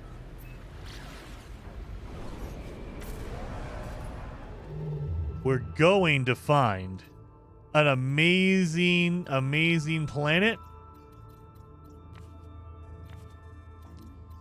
that has a whole bunch of graves on it. You know what? It is a Korvax system that's 3 stars. Unichi Boto. You are going to be my lucky system. Jenny Takara says, Jason, I don't know if you've noticed or if it's just me, but on Permadeath, it seems like ship rechargers don't work. I haven't noticed that, actually. I haven't paid attention, though. So that might be something we look at. Do I have a charger on mine? I don't know if I do. I don't have one. Dang it. So I have a launch. I don't have the recharger. That would be something I need to look into. I have a teleport receiver. We could do that. It's not going to really help me, but it'll get rid of some stuff out of my inventory. That'll help. Why do I have a brain? Why do I have a brain? Is there a mission I have here? I do have that. Son of a gun! Oh, well. You know what? Oh, I can't even get rid of it. I can't even... Oh, no, that's Corvette. That's Corvette! That's not my... Why do I have a brain if I don't have a mission for a sentinel ship. I don't understand it. All right. But I definitely need to check that out. I know that there's a lot of things that get funky. Like, I really feel like the game testers they have at Hello Games, they play the game at default settings and they don't mess around with anything. I get it because there's like a million different combinations of, well, this is on high difficulty, this is on low difficulty, and these other ones are on medium difficulty. There's a million different like combinations you can use, but there's a lot of stuff that's on permadeath that just doesn't work like it should, or like it does in normal mode, I will say. And it's just like, I wish. They added in the feature, and then they just didn't really go after it. And I'm like, oh, okay. I mean, it's not game-breaking, but it's definitely not intended. Like, it's game-modifying in a way that makes it not intuitive at all. Oh, yeah, I need that tritium. That'll save me from using all my my radiant shards. All right. What are you? Cold. Icebound planet. All right, let's go over here. We have a bountiful planet. We're going to switch it up. We're not going to a dead planet. We're actually going to go to a bountiful planet. And see if maybe, possibly, we find some freaking, we find some graves on that. I need to refine that.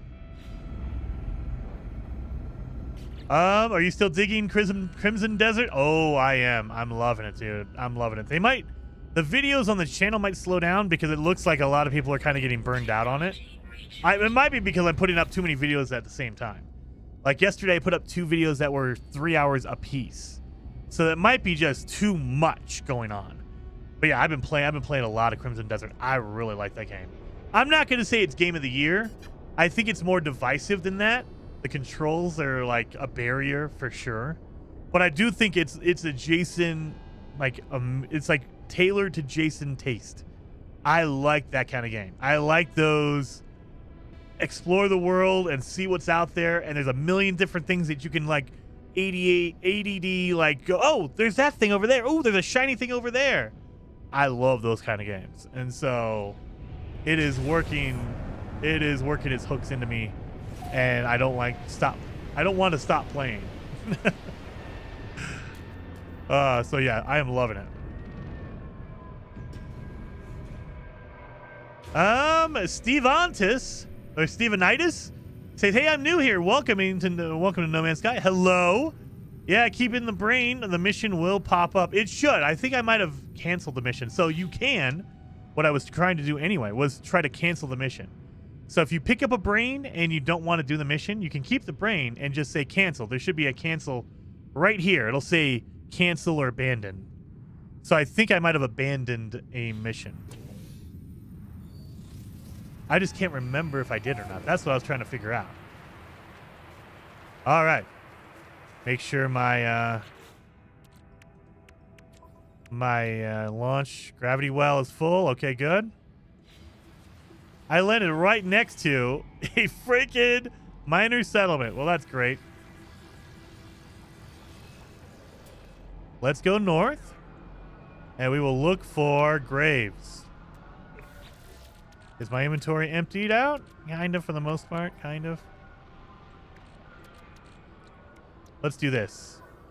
We'll get rid of this one radiant shard by putting it in there.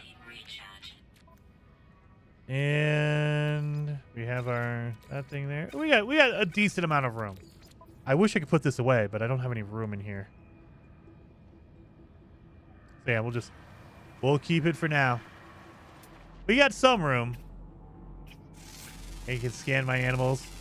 Not really gonna help me on my pirate mission. I need to find. Unless that animal. Do you know where a grave is? Do you know where a traveler died? Do you want to let me know? No? Damn it. That would be very helpful, just to let me know. If you see a traveler die that's not named me, I would love it if you told me about it, please. I need to know.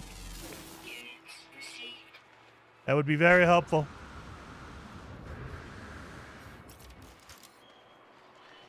You canceled the ship the other week as you found your new Sentinel. Did I? Yeah. I mean, it makes sense, and that's probably what happened for Prometheus. I just don't remember.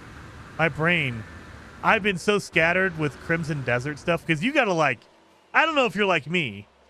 I need to, like, empty out my brain and relearn all of the Crimson Desert stuff, all the controls, the map, everything. And so all my other gaming information is out the window.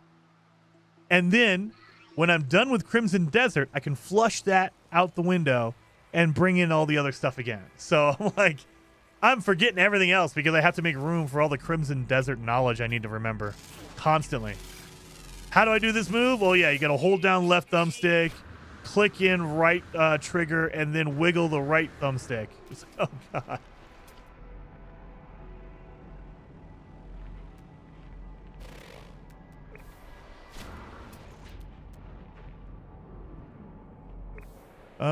So just chilling and actually looking for random graves? Like, does that happen? Yeah, bare feet. So we're doing what's called a fugitive run. Essentially, what we're doing is a role-playing save where I pretend to be a fugitive. And the only thing I'm trying to do is get to the center of the galaxy. But since I'm a fugitive, I cannot talk to regular aliens. I cannot go to a space station or else I'll get caught by the authorities. The police will find me. And so I need to find a different way to do that. I can talk to outlaws, to pirates in the galaxy. So I could do that. I can use them. They can help me out. But one of the ways to get to the center of the galaxy is to use a portal. However, you need glyphs to get to a portal, to use a portal. And the only way to find glyphs, other than visiting a space station and getting caught by the authorities, is to just walk around randomly and find a grave. You need to find a grave in order to find a glyph. I could do the storyline, but then I need to talk to aliens and I'll get caught by the authorities. So I can't do the storyline technically. I cannot go to a space station and talk to a traveler and ask them about the graves. I can't do that. So that's why we're doing it this way.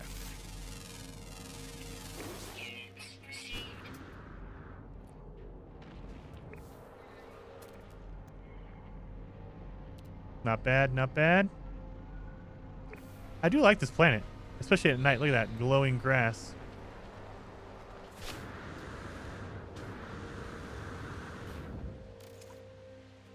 Wow, brutal. I'm doing the Beetle Bum Bounty Hunter run right now. Yes, the Bounty Hunter run is another one that's really, really good. So there's a few challenges that are popular. So you have the like Fugitive Run, the Bounty Hunter run, the No Starter Ship Challenge, things like that. And so there's a ton of them that are awesome. And they make you play the game in a different way than you normally would. And I like it just because it makes you get creative about how to approach things.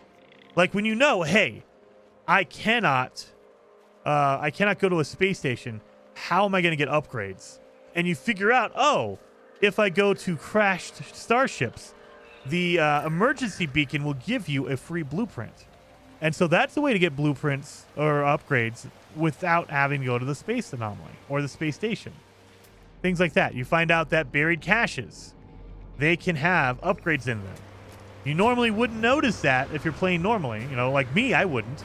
Because I wouldn't even care about these things.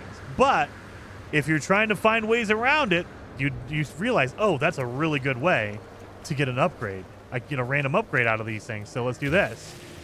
Most of the time you won't. You'll get metal or something like that. But sometimes you will get lucky and you'll get an upgrade out of there.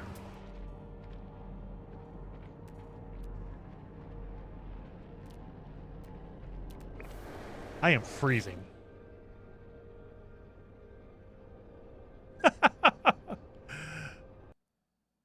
It is 64 degrees in my office. Holy smokes. 64 degrees in my office, Fahrenheit. Oh, I was wondering why it's so freaking cold. I might need to close a window. It's like 30 degrees outside. That window might need to be closed.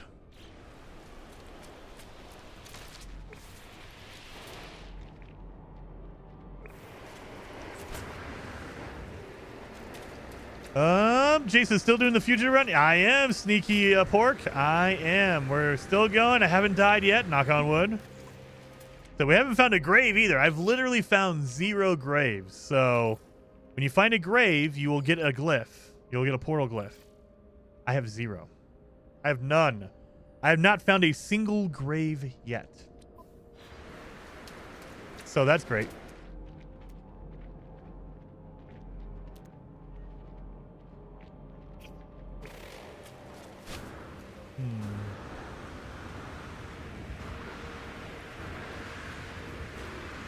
I think there are rules set on one of the Discords. It's a whole new side of the game. Yeah. So if you're on YouTube, I have my rules down below in the description for my Fugitive Run. But again, these things are all meant to be played however you want to. Whatever you think is going to make the game more fun, do it that way. So some people, they say, hey, look, you're a fugitive, but you're allowed to go to a normal space station. You can only go to it once, though. Sometimes, or other people might say, you're not allowed to go to any space stations. However, you can go to the space anomaly because the travelers will not tell the authorities on you because you're a fellow traveler. Some people, they want to go ultra hardcore. You can never go to a space station because you're a fugitive. Even the pirate outlaw space stations, they're not allowed to go to. So it just depends on what you want to do. However, however the game is best or more fun for you to play, that's what you should do. If it's more fun to make it more difficult, do that. If you want to make it more easy to play, like play on a normal mode, not on permadeath, do that as well.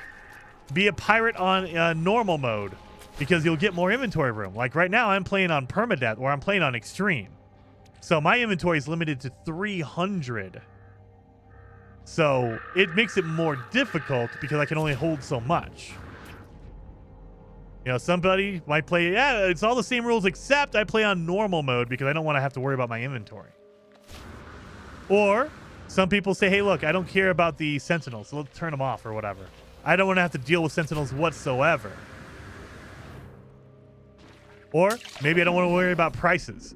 Like I am a pirate, but I don't want to have to worry about building materials and things like that. I want everything to be free, creative mode. Things like that. Or I don't want to worry about survival. I'm a pirate in a world, but I don't have to worry about my life support or my hazard protection. I can turn that off. Whatever you want to do. There's tons and tons of settings. Like literally, go to your difficulty settings. You could change any of these. Like mine are all set to maximum. But if you want to say, hey, look, my damage levels are none. I don't want to take any damage. I'm a fugitive on the run, but I don't take any damage. Okay. If you want to say, hey, look, my fuel usage, I have mine set to more extreme. You could set yours down to free if you want. That way you don't have to worry about fuel. Whatever you want to do. There's tons and tons of settings that you can adjust to make the game more fun. Or less fun. If you set them wrong, you go, oh, you know what? Actually, this sucks. I don't like it. You can always change it back. Start up a save and say, actually, you know what? I don't really like this. I better turn this back to normal.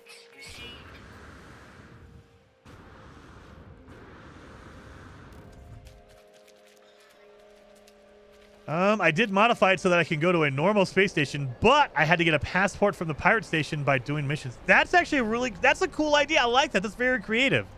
You need a forged passport. That's awesome. I like that idea. See, it's creative. You can do that.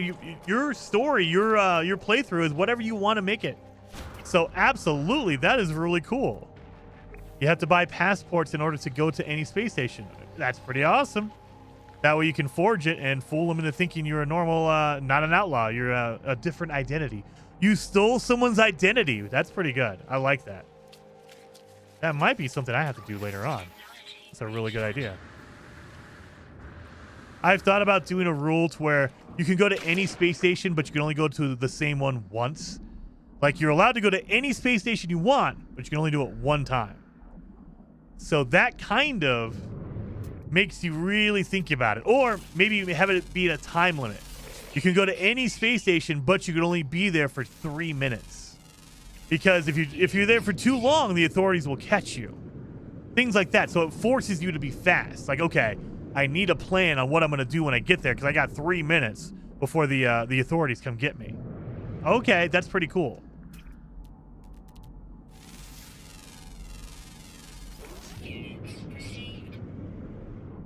Most importantly, make it fun for you. Exactly, make it fun for you. So just because I'm playing by certain rules, or Beeblebum, or whoever, or Matt is playing by certain rules, doesn't mean you have to.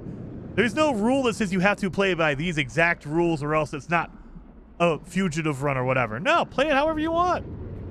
Some people, they play it on, they want to make it easier. They just want to role play and have fun with it. Like, okay, I'm going to be a fugitive on the run, but I'm allowed to go to a space station once time every 5 jumps or whatever. I have to go a certain amount of time before I can go into a space station, or it doesn't matter. I go in there once and I have to be there, out of there, and I'm done. Whatever makes it fun. That's the goal. That's the key. Because that's how all of these kind of challenges started. It was us trying to find a way to play the game in a different way that was more fun. There is the no starter ship challenge. We wanted to see, I think the first person I saw play the no starter ship challenge was Survival Bob. And he just wanted to see, is it possible to start a brand new game, a fresh save, and ignore the ship they give you and find another one? Is it possible to do that? And yes, it is. And then it became, well, how fast can you do it? And there's some of us that we could get it done really quick, and some of it depends on how lucky you are. I've had a run that took me 4 minutes. I found a new ship in 4 minutes. I've also had other runs where it took me 10 hours to find a ship. So it depends on how lucky you are. Nothing.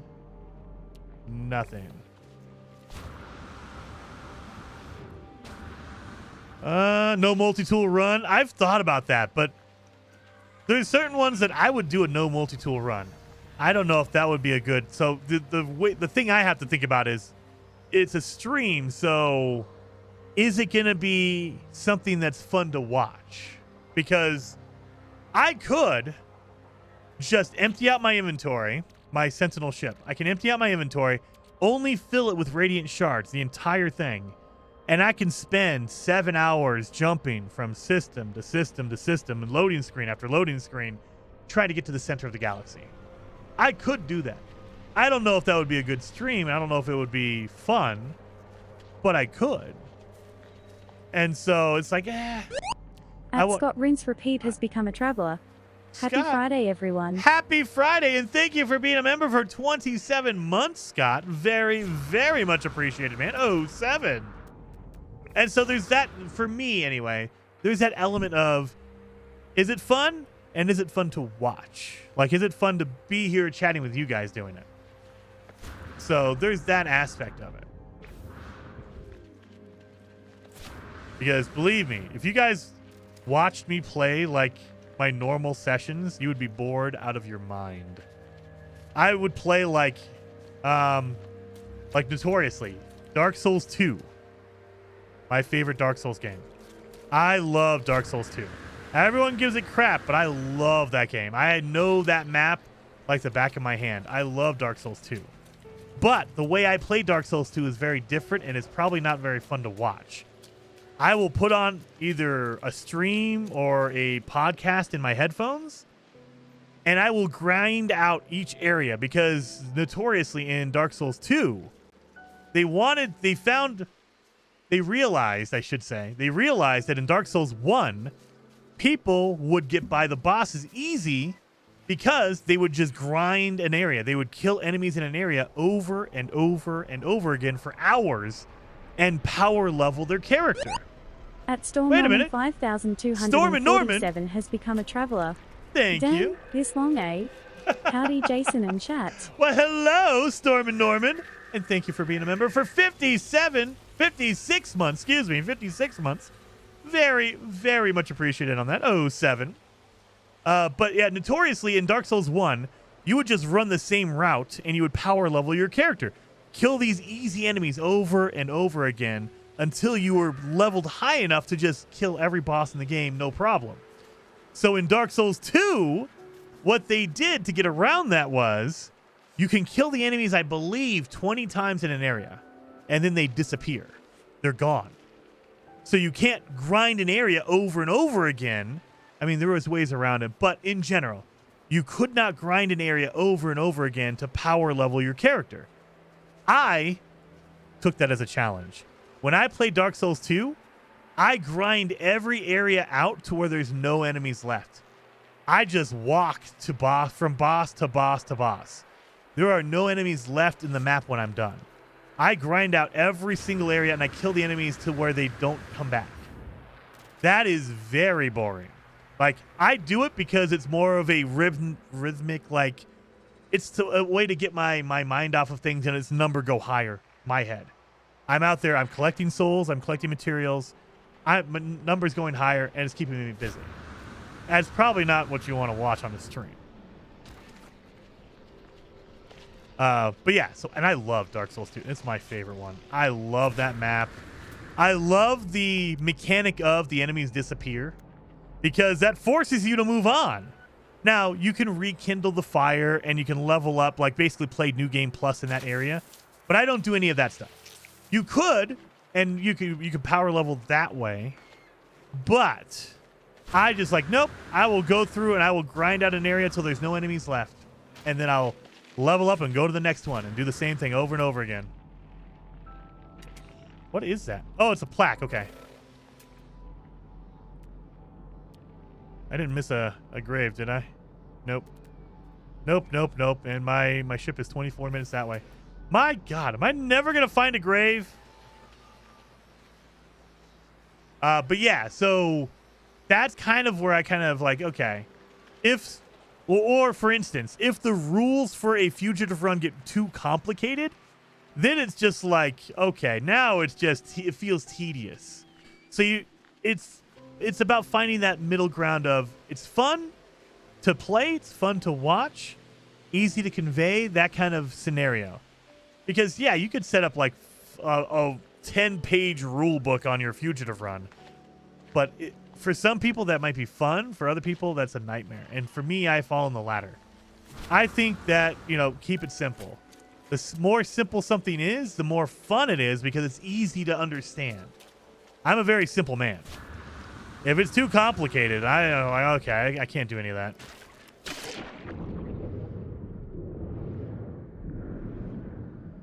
Number go higher sounds like something I can identify with. That's literally like when I play Crimson Desert. I am collecting resources. My number has to go higher. I need more and more things. I need to upgrade my gear. My sword has to do more and more damage. I need that number to go higher.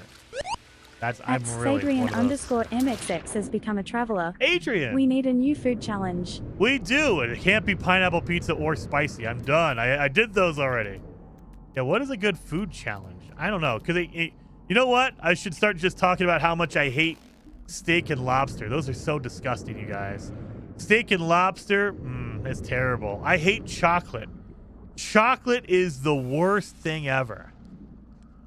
I don't know anybody who would eat chocolate willingly. That's terrible. Chocolate is like the worst thing on the planet, guys. I would hate it if I had to eat chocolate.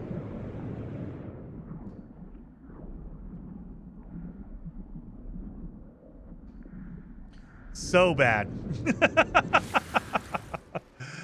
Oh. Will you be streaming Crimson Desert anytime soon? I could, Polydactyl. So, I've been posting videos on my YouTube channel. So, if you're over on Twitch, if you want, there are more videos over on YouTube, but they're more of a like long Let's Play videos. So, it's not quite the same kind of like atmosphere because a live stream is different than a YouTube, like a Let's Play. But if you want more Crimson Desert, I do have videos over there. I'm torn because I try to keep Mondays with Heather Silvermist. So we play Planet Crafter. We're going to be playing Grounded.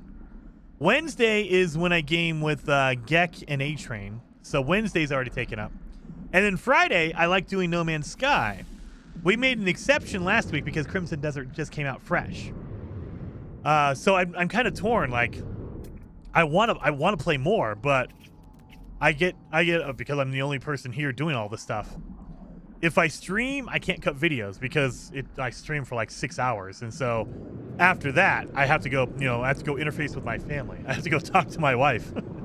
If I don't talk to my wife, she might divorce me. So there's like a limited amount of time to do both.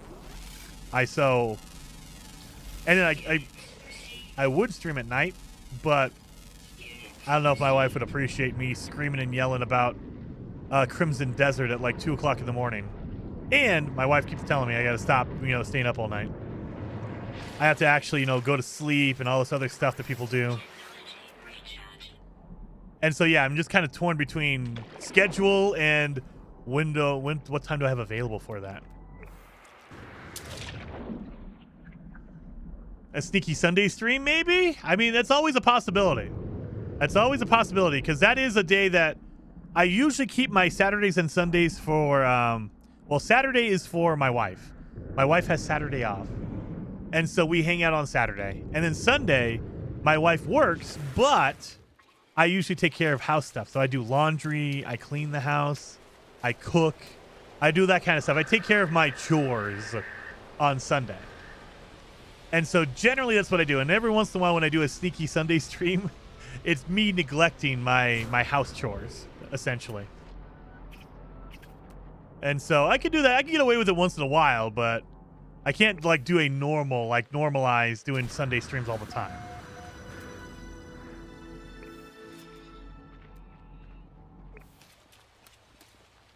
Puny human.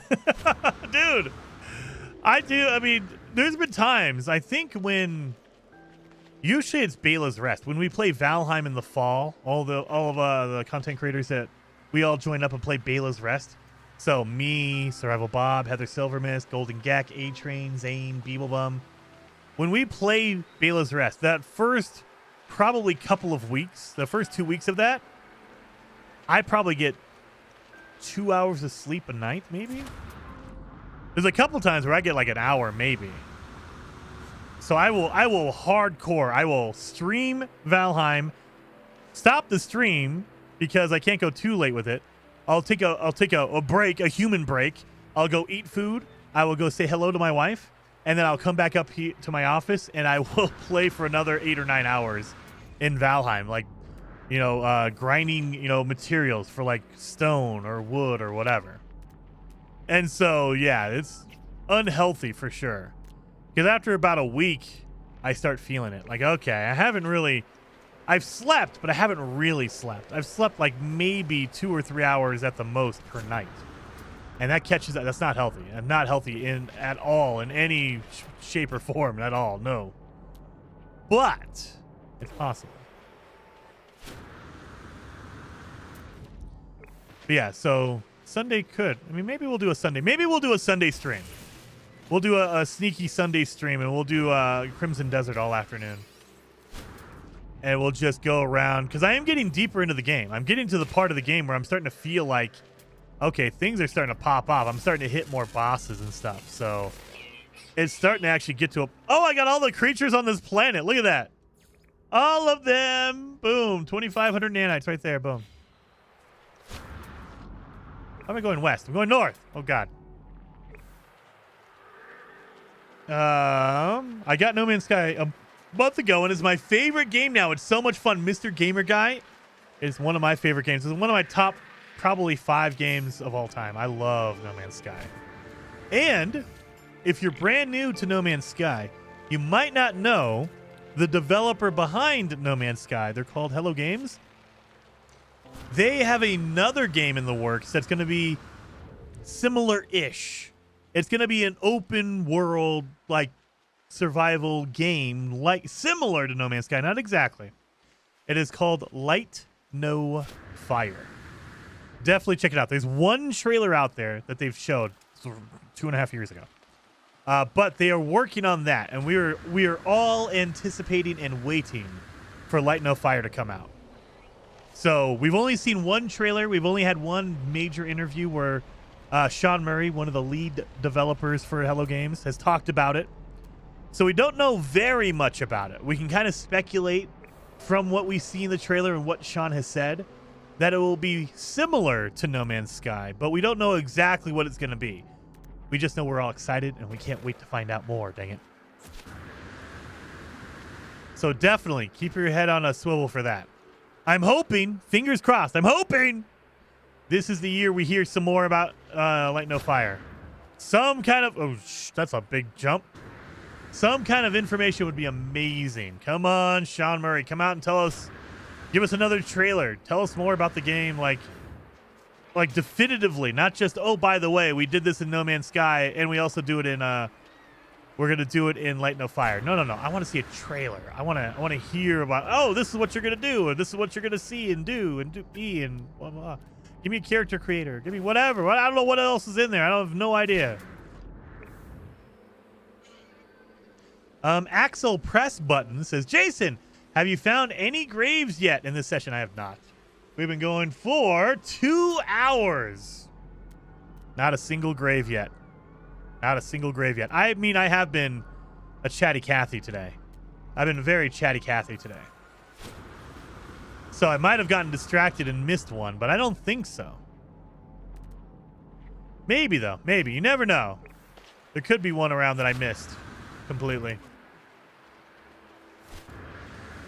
Mr. Gamer Guy says, I love open world survival games, so I'm already hyped. Dude, Mr. Gamer Guy, have you played Valheim? Valheim is another game that I really, really love. It's a different speed versus No Man's Sky. It's a much slower game. It's more in-depth, but I really like Valheim. I think Valheim is amazing. So that's another game. It's more of a retro, like it's a Viking survival open world game. It has elements of like Minecraft, so the world is procedurally generated every time the map. And so it's like it's made from a seed like Minecraft, so every world is different. It is very cool. Very cool. Look at that water. I don't know how many times I'm going to look at that and just be like, we've had 7 years of really bad water. And then 2 years ago, they overhauled the water, and my God. I think it was 2 years ago. It was 2024, right? Yeah. That water.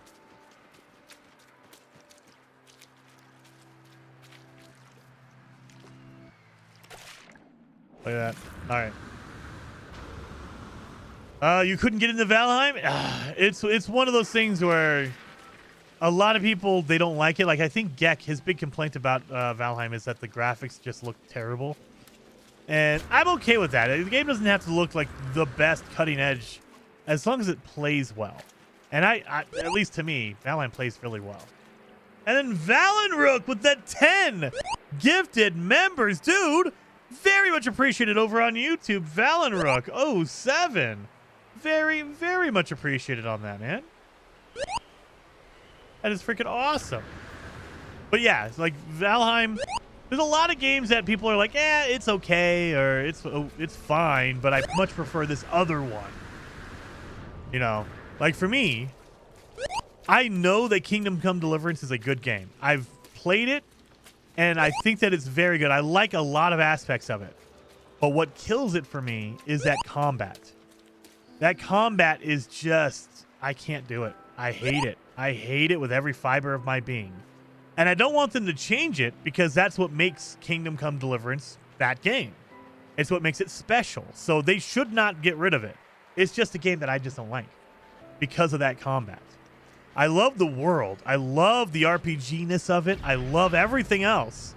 But that combat is what kills it. And because you're almost forced into combat a lot, it just doesn't feel great. So I don't enjoy it. Whereas like a Crimson Desert, I can get beyond the controls. My threshold for the controls is much higher. I can deal with the controls because I like the game. A lot of people are like, no, those controls are trash. I hate this game. It's frustrating. It's irritating. I'm never going to do it. So I understand that completely. Crimson Desert is not going to be a great game for everyone. But for me, my tolerance for those controls is much higher, so I'm okay with it.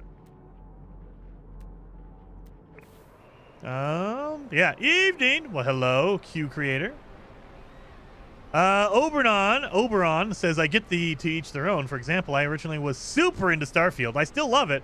But then I found No Man's Sky, and I'm almost afraid to try to go back to Starfield. I mean, those are kind of different games too. So I feel like the big draw for Starfield is the Bethesda RPG-ness of it. You're exploring the world, you're leveling up your character, you're talking to people. Whereas with No Man's Sky, you're not talking to everybody. You could, but that's not really the big focus of the game. The focus of the game is this, at least for me. It's out there exploring and looking for things and finding all this amazing stuff and looking at the world. For other people, it's about base building. They want to build the coolest looking base ever. So they give you that option of that kind of stuff. Whereas with Starfield, yeah, there's going to be people out there who do like base building, but it's not the same as like a No Man's Sky, you know, or vice versa. You know, you can do ship building in Starfield, and I think the ship builder in Starfield is a little bit more in-depth and better. But in No Man's Sky, it feels easier and more digestible, at least to me. Like Starfield, you have to level your character just to build your base or your ship. In No Man's Sky, go find parts and put them on. You're fine. So I think there are benefits and there are specialties that they run into. So, and I'm not saying there's not an overlap. There's people who love No Man's Sky and people who love Starfield. There is an overlap there for sure. But they are trying to do different things. I would argue Starfield, I should say Bethesda, didn't do the best job of their RPG-ness of Starfield compared to their older games. Like, if you've played Morrowind or Oblivion or Skyrim, and then you jump into Starfield, you're just kind of like, all right, I mean, I can see the Bethesda in here, but it doesn't feel as polished and as good as a Skyrim or a Oblivion or, you know, those kind of things. So it's like, eh.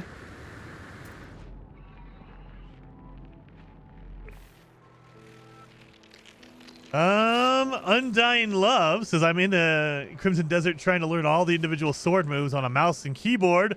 But yeah, I love wandering. Oh, dude. I have not tried. I tried a little bit of mouse and keyboard because I thought maybe the archery competition would be easier with mouse and keyboard. And it is slightly easier, but they just have that damn thing. The archery competition is made for exploits for sure. Like, I saw someone who actually beat the archery competition not by being faster. They literally just took a cart and they parked it in front of the other archery platform. And so the archer that they were competing against could not hit the targets because there was a huge literal cart in front of them. Like, that's what it feels like they were trying to make you do. Like, okay, you need to find a way to break this damn thing.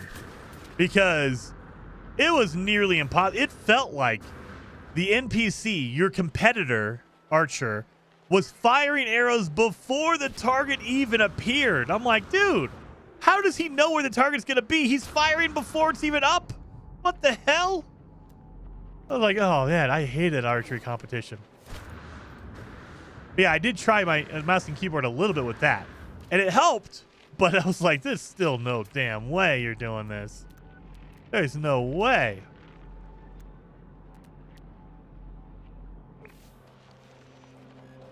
Bad news about Epic again. Layoffs. Yeah, I saw that. 1,000 people, KJ. 1,000 people from the company that makes Fortnite. There is a certain level of you make all the money, but it's still not enough. Like, I can't. Maybe, you know what? Grand Theft Auto is probably more lucrative than Fortnite. But I can't think of another game outside of Grand Theft Auto that does better than Fortnite when it comes to like microtransactions, ongoing money transactions. I can't think of another game. And when you're that company and you still have to fire 1,000 people, like, what are you doing? What are you doing? You make all the money, but all the money is still not enough. It boggles my mind. Yeah. Epic did that. You know, And you know what? No. I will say, I'm calling it right now because you know what's going to happen. Epic came out, I think it was yesterday or the day before, maybe Wednesday, and they laid off 1,000 people. Today, this morning, Friday morning, Sony comes out and says, oh, by the way, we're raising prices. Sony, the PS5 is going to be $100 more expensive to buy. Wait until, I bet you it's going to be Monday or Tuesday. Microsoft is going to come out because they cannot be beat. Microsoft has to be the bad news king. Microsoft is going to come out and say something. They're going to shut down a studio. They're going to lay off 10,000 people. Microsoft has something up their sleeve. You know they have bad news waiting. Because it feels like every time, if Sony says something bad, Microsoft has to figure out how to make it worse. Like, oh, no. You were raising your prices by $100? Well, guess what? Now the Xbox Series X is $200 more expensive. So take that. It's unbelievable. They can't let bad news not include them somehow. It's ridiculous. So, yeah, I'm going to call it right now. Monday or Tuesday, Microsoft, Xbox is going to announce some stupid thing. Like they close down a studio. They're going to raise the price of an Xbox. Or maybe both. Maybe they're going to close down a studio and raise the price of their Xbox. Just because they want to double it up. Think of the shareholders, Jason. That's exactly it. That's why, I don't like that environment at all. Sorry, we need a 10% increase no matter what. If we sold a product to every human being on the planet, next year you have to figure out how to sell even more. We sold it to everyone on the planet. Nope, doesn't matter. Still, figure out how to sell more. Like what? We have to find aliens to sell things to now. We have to invent other people so we can just sell things to them.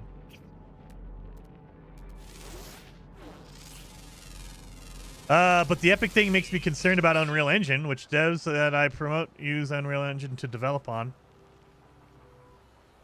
I mean, I don't think the engine's going to go anywhere, KJ, because they've been around for a while. So, and that's their ongoing moneymaker, KJ. So I don't see that going anywhere.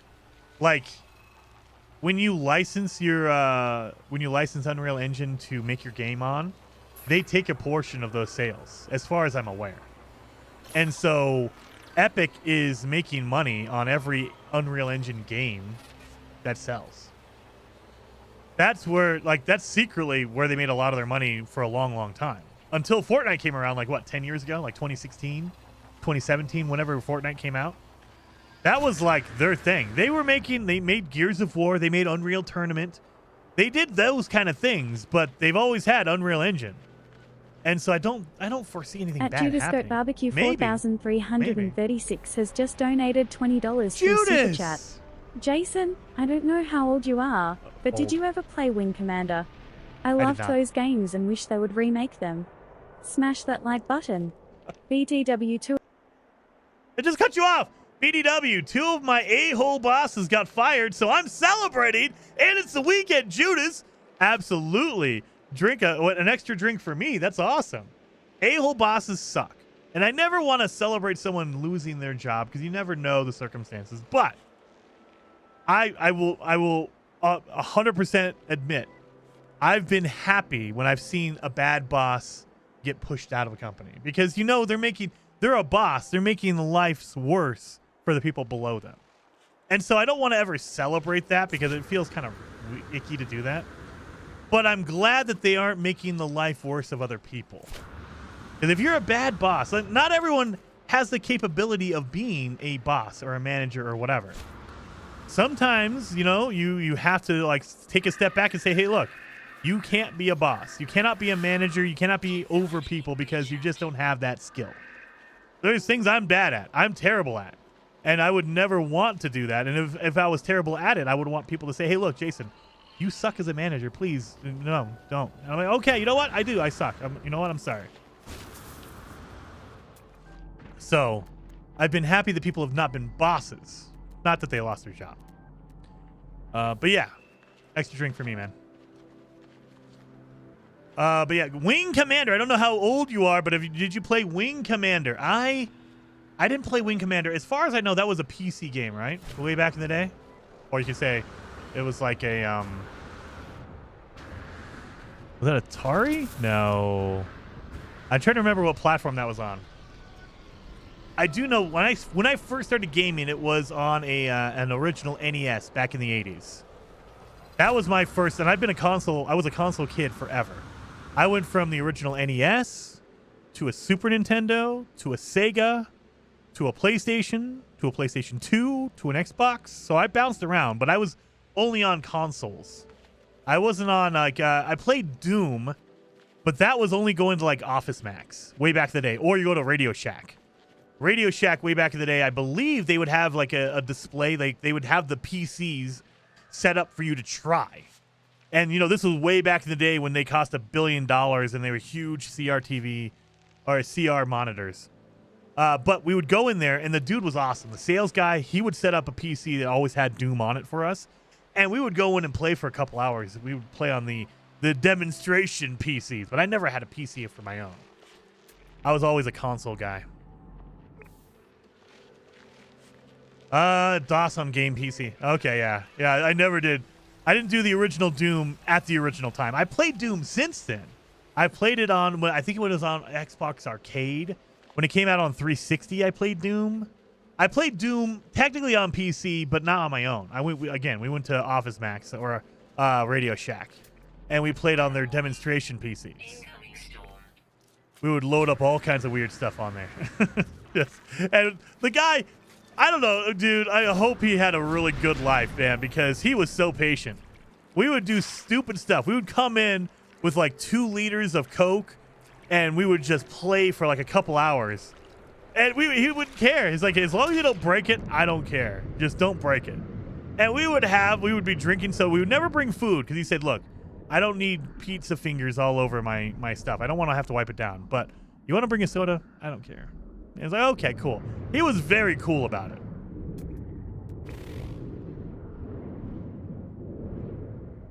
One of the games, I think Wing Commander 3 even had Hollywood actors like Mark Hamill. I've seen that, Mark Hamill. I've seen stuff on Wing Commander, but I never played it. I never did. Again, it was all literally like NES, Super Nintendo. Super Nintendo's really when I took off, because when I had my NES, I had Mario Brothers and Duck Hunt, the combo pack. It came with the light gun and it came with both games. And that's mostly what I played. I mean, I might have played a few other games, but it didn't really, like, there was no, like, my mom had to buy stuff for me. So I was like, okay. But then you get older and you get enough money when you get your Super Nintendo and you're like, oh, okay. Then it's like, I can buy whatever I want. I can buy Star Fox. I could buy Super Mario. I can buy Yoshi's Island. I could buy all these cool games. And so, yeah, that's when I kind of grew up. And then, by the time the PlayStation 1, the Nintendo 64, you're going all out. Like, that's really, like, I played a lot of platformers like Star Fox and Super Mario. But the first real game I got into was Metal Gear on the original PlayStation 1. I played that and it blew my mind. I was like, how the hell? This is like a movie. It's like a James Bond, like a Japanese James Bond movie. This is so cool. I didn't understand that you could make games like that way back then. For me, a video game was Mario. You got to play a Mario Kart. Oh, I got to play a racing game. I mean, that kind of stuff. It was never a story-heavy, cinematic-driven like game like that. That was when it like blew my mind. Like, holy crap. I didn't get into Final Fantasy. I didn't do any of that kind of stuff. That was all nerd stuff. I was playing Super Mario. But yeah. Snake! Yeah. That was, yeah, and I got the original, like, the PlayStation 1 version that had the VR missions. So I think it had 3 discs. You had disc 1, disc 2 for the game, and I believe you had to have a 3rd VR mission disc. And that was awesome. Playing the crap out of those. I need to go back. They finally updated the master collection for Metal Gear. And I think they finally, like 2 years later, they've gotten the new releases to a point where they're actually good. When the Master Collection came out, it was like, I'm not going to say hot garbage, but it was basically like you went down a back alley and some random guy downloaded Metal Gear emulator and shoved it on a disc for you. It was just cheap and bad. And they were selling it for full price. It was like, what the hell? And they've updated it, they've patched it, and they fixed it. So now it's supposed to be better. I haven't downloaded it yet again. I was so pissed when I grabbed that game. I was pumped. I was gonna play Metal Gear 1 all the way through. And I loaded it up, and I'm like, what the hell is this menu system? What the hell is it? Why is it not a full screen? Like, we have the technology. This game is literally 20 years old, 20 plus years old. Why is the frame rate so bad? Why? This is a PlayStation 1 game. What the hell? My phone is more powerful than a PlayStation 1. What the hell? Why? And they've worked on it. To their credit, they've actually fixed a lot of the problems. I don't know if it's perfect, like where it should be, like get some good emulators to get, but it's better. MGS is permanently imprinted in my brain. Dude, MGS 2, as time has gone on, especially with all the AI stuff going on, Metal Gear 2 is more relevant than ever before, dude. I know a lot of people hate Kojima, and I kind of do. His obsession with making a movie into a video game, I think kind of detracts from the game itself. Like, there are times where he is more, it feels like, I should say, there are times where it feels like he's more obsessed with getting an actor versus making a character that is good. So, like, for instance, Metal Gear Solid 5, The Phantom Pain. David Hayter is always going to be Solid Snake to me. David Hayter is Solid Snake. When Kojima went out and he was obsessed with getting Kiefer Sutherland as the voice of Snake, I was like, what are you doing? Now, it feels like you're more focused on trying to get this dude to be your Solid Snake versus just making another, continuation of Solid Snake, dude. What are you doing? That kind of that's part that gets me. But I will say he makes the most awesome video games ever. Like, he uses video games as a medium better than almost anybody out there. He will add in, and Metal Gear 1, there's literally a boss in the game that you cannot beat unless you plug your controller into a different port because he can read your mind. That blows your mind when you're like, what? Really? There is so much, stuff in there. And then when you play Metal Gear 2, and they talk about GW and AI taking over the world, and you're like, oh, just wait about 20 years from now. Don't you worry. That'll freak you out. Anyway. So for as much as people give him crap, and there's definitely valid criticisms, I think Metal Gear 4, how long is the final cutscene in Metal Gear 4? I think it's like 90 minutes long or something like that. Like, the final cutscene, the ending cutscene for Metal Gear 4, Metal Gear Solid 4, The Guns of the Patriots, is like 90 minutes long. It's just exposition after exposition. And you put down your controller because you're like, oh my God, like, I'm going to be watching this. And you think, okay, that's the end of it. And then it goes on. And you're like, okay. It goes on for another 20 minutes. And you're like, okay, cool. It fades to black. That's the end of it, right? No. It starts a whole new, and you're like, oh, okay. Come on now, man. I love it, and I think it's amazing. However, it's a valid criticism. I will never, ever shame someone who says, look, dude, I want to play my video game, and Kojima does not want me to play Metal Gear Solid 4. Yeah, I can't argue with that. I cannot argue with that. I like it. I think it's great. But I'm not going to argue with it, because, yeah, that's valid. That is totally valid.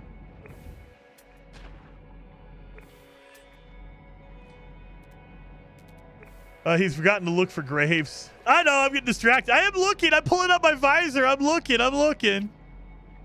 I haven't seen one though. Not that I've probably walked right by one. How far away am I? An hour, over an hour away.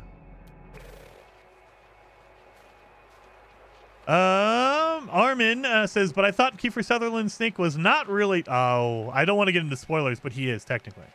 He is technically. So, if you want to talk about the argument of Venom Snake versus not, the ending of Metal Gear Solid 5, let's just say Kiefer Sutherland plays both. He plays both. I mean, it is when did Metal Gear Solid 5 come out? 2018, I think.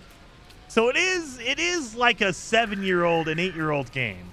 So it's kind of like, yeah, I don't want to give spoilers, but it's also been a while. And it's like, what's the time limit threshold on a spoiler? But he's both. I'll just say that. He's both.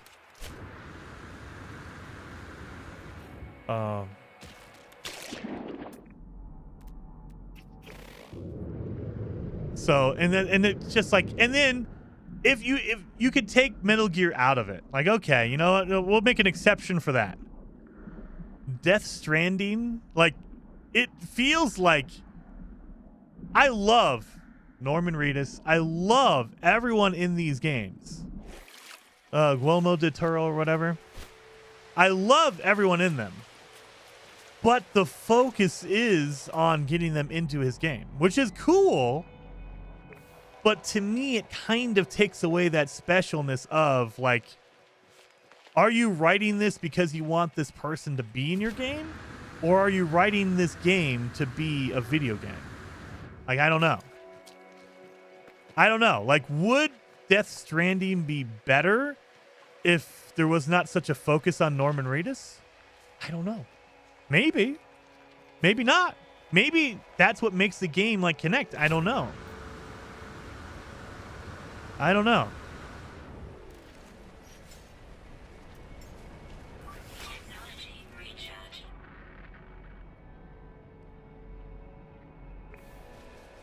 My whole channel was founded on Metal Gear Solid 5. Dude, Shader, heck, in 2015? No way. Was it 2015? Was it that far away?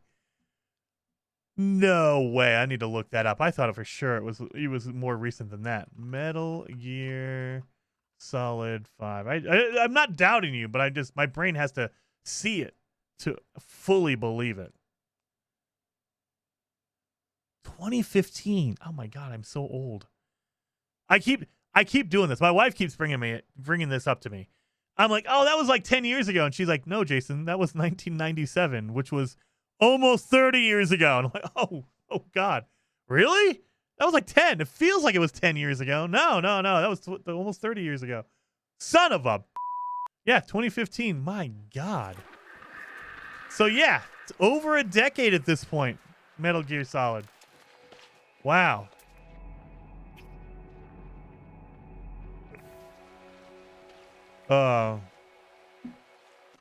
I've not been paying attention, Jason. Is he running in circles? No! I don't know what you're talking about, Fett. I never run in circles. Creation of Mind says, Jason, why are you looking for graves? So, we are doing a fugitive run. And on the fugitive run, we need to get to the center of the galaxy. One of the easiest ways to get to the center is through portals, and you need the glyphs. Because I'm a fugitive, I can't do the storyline. I cannot interact with normal aliens. I can't go to a space station, things like that. So, the only other real way to get a glyph is to find a grave on your own. So, traditionally, if you play the storyline mode in No Man's Sky, at the end of the storyline, they start giving you glyphs. They start giving you these portal location glyphs. However, if you want a way around that, you can go to a space station, talk to an alien, talk to a traveler, and they will tell you where a grave is, and a grave will have a portal glyph in it. The problem is I can't talk to aliens on a space station because I'm a fugitive. So the only other way, as far as I know, is to look for it. Now, I don't know if there's any vehicle that scans for glyphs. Or graves, I should say. I don't think there is. I don't think any vehicle, there's no exocraft that will scan for a grave, as far as I know. Not that I know of. And so even if I could make like a Colossus or a rover, I don't think any of them would scan for it. I don't think a mech does. I don't think the Nautilin does. Yeah. So you can't scan for a glyph, or for I keep calling it a glyph, a grave, because nothing will, other than talking to an alien. You talk to a traveler, they'll let you know where it is, but I can't talk to travelers because I'm an outlaw. I'm a fugitive. Electrical disturbance. That's a scary... Look at that thing. And it's coming towards me. It's coming right at me. Sup, Jason? Hey, Chills. Good seeing you in the chat. Creation of Minds. Well, I have an XP in survival because I'm in creative mode, so I have them all. And that's true, too. Yeah, if you have it creative mode set, you have all that kind of stuff. Yeah, you could absolutely do that as well. Let's go to this this building. Let's see what this building is. It could be a ship. It could be an actual building. It's not a building. It is just a save beacon, it looks like. Oh, no, it's a market. It's a market. We can't do that. All right, well, let's move along. Anyway, but yeah. Anyone know how to see the planets glyphs in VR? That's a good question, Alex. I do not know. I assume there's a photo mode, right, Alex? So if there's a photo mode, go into photo mode. It should pop up. Like you could do that. Like I can show you guys mine. But I don't know if there's a photo mode. I've never played No Man's Sky in VR, so I don't know. But if you go to photo mode, it should pop up in the bottom left. I don't know. Creation of Mind says, I'm also in a group called the Edge Syndicate in Discord, and I'm in the 256th galaxy. Nice. It's not in photo mode. Are you sure? Even if you bring up your menu here, like sometimes it'll go away like this. Like sometimes it'll give you this kind of look. Other times, if you need to, bring up your menu. So bring up the menu, that way you can adjust all of your settings for your photo mode, and it should pop up in the bottom left. Every once in a while, it'll disappear like that. You just need to bring up your menu again. So, yeah. Rockin' Podunk says, oh, wait, are we dual streaming? I am dual streaming. Hopefully, everything's okay. Has there been any buffers or any issues over on Twitch? Let me put up a vote over there. That way you guys can tell me.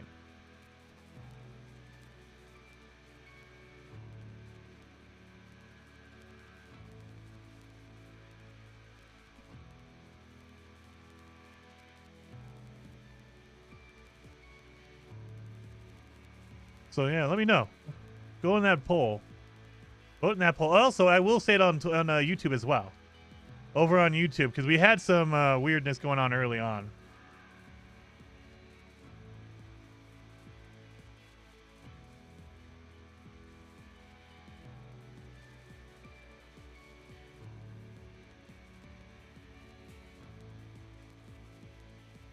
I gotta concentrate. Because I gotta actually write stuff. Done and done and done. All right. We'll put that down. Alex says, no, it's not there. Dang it. I don't know. Yeah, I have not played on VR, so I don't know for sure. KJ said, if you find a portal, you can get the glyphs from that. Yeah, that is true, too. Yeah. If you find a portal, you can ask for the glyphs of that location. So, yeah, if it's not popping up in photo mode, I think that's the only other way you can get them. So, yeah. I'm trying to... Yeah, that's the only other way I can think of. Go to a portal, like what KJ said. Go to a portal, you can ask for the current address of wherever you're at. But, yeah, if it's not popping up in photo mode, that's kind of weird. I wonder if that's a bug or if that's, like, on purpose. Like, they can't do it. That they just can't get them to show up in photo mode. In VR, specifically.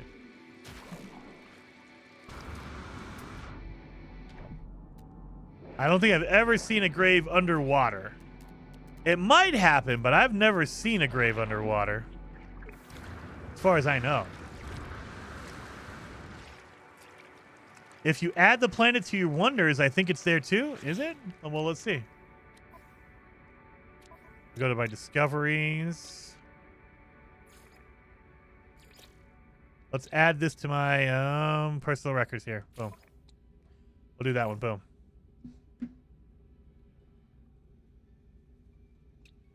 Let's see. It does. There you go. So there's another way. That's a genius move, Frazier. That's really good. I never knew that. So there you go. Add it to your personal records. And you don't even need to keep it there. You can just delete it after you're done. So just add it and then remove it. But yeah, look at that. Boom. It gives you Galaxy Euclid. Portal address, blah, blah, blah. There you are. That's really good. I did not know that. That's crazy good. I did not know that.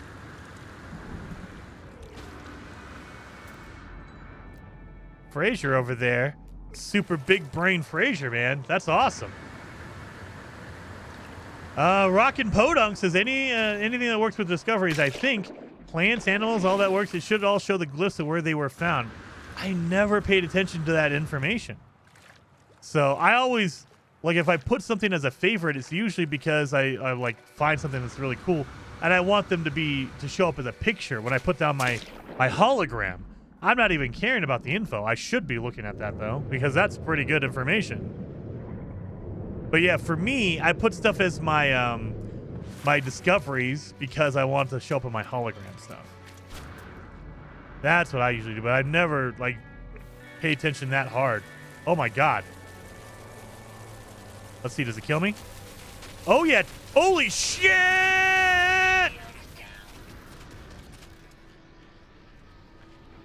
Don't try that. Don't try that.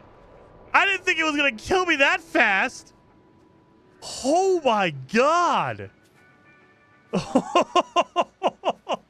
Oh, that was the dumbest thing I've done in a long time. Oh my god. I thought it was gonna do a little bit of damage. Wow. That was basically like the near-death experience. Whew. Don't try that on Permadeath. Oh my god.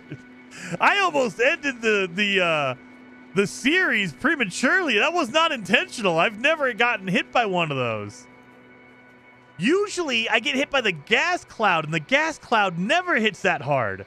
Like if you had the Heather toxic cloud, it hits you and you're like, okay, it's not a big deal. That thing, that almost killed me. Oh my god. Whoo. Don't like that at all. No, sir. That's... Oh, my God. I wasn't ready for that. I crossed my heart. I thought it was just going to be like the gas cloud. It was going to do some damage, but you had enough time. You go in there, you take a couple hits, you get out. Oh, my God. Well, never doing that again. I mean, that deserves a grave, right, Planet? Come on, give me a grave. I need to clean my pants in this ocean over here. Jeez. I was not ready for that. You got anything good for me? Give me an upgrade of some kind? No. Where did I get my... Did I pick up salvage data? I'm just instinctively picking up salvage data. I don't need it. And it will get inside your ship or base. Oh my god, really? Oh god. Lightning tends to follow you around. Yeah, I found that out. I didn't think it would, man. That thing was kicking my butt. Wow. Yeah, that was eye-opening to say the least. Axel says, Jason, did you say on a previous stream that you only need a certain amount of glyphs to repeat some? Yes. So you need to get 5. So technically you only need 1. If you want to get close to the center of the galaxy, you only need the first glyph, which is like a sunrise or a sunset. Whatever, it's the same glyph, but it looks like either a sunrise or a sunset. It's a half circle with wavy lines underneath it. If you have that one, you go to a portal, input that glyph over and over again, and I think it gets you within 10,000 light years of the center, which is more than enough. Like 10,000 compared to where we're at now, I think we're 700,000 away. 10,000 is easy to jump. It won't get you exactly to the center, but it'll get you really close. So you only technically need one glyph. However, because we're trying to make this difficult, I am setting the rule for myself that I need 5. I'm not going to use all 5, but I need 5 because that is like the threshold before the portals activate in my own scenario. So yeah, you only need technically 1. You can fire up a portal with 1 glyph if you want. I set mine to 5 because I want to make it more difficult for me. Because, I mean, we've been searching for 3 hours now and I haven't even found a single freaking grave.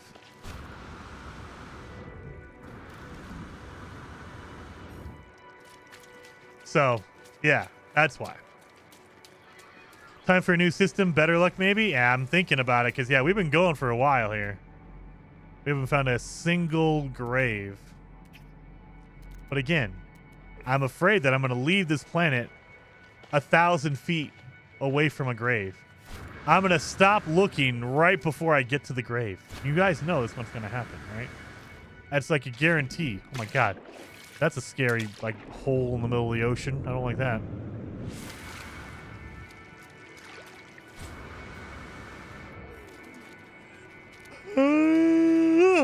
Excuse me, sorry. Need to eat my Reese's.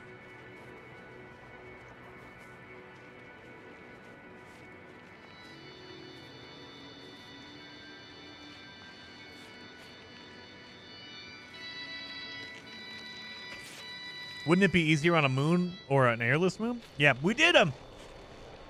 I don't know if we were on a moon earlier, but we did a couple of airless planets. I don't think they were moons. Maybe that's what we need to do. Find an airless moon. Well, I think we have a moon in this system. No, we don't. I thought we did. We don't have a moon in this system. Let's go find a moon. Yeah, let's get it off of this planet.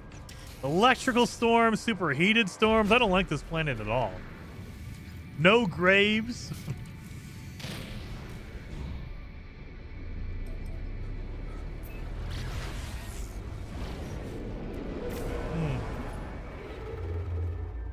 Let's go find a system with moons in it. And we'll keep slowly heading to the galactic core. So yeah, I am look at this. 715,000 light years from the center. So, if I use a portal and if you just use the first glyph you get, it will teleport you to a system that is like 10,000 away. Which is not exactly in the center. Don't get me wrong. It's not going to get you right to the center. But it is so damn close that it doesn't matter, really. You are much closer than this. 700,000 away from the center.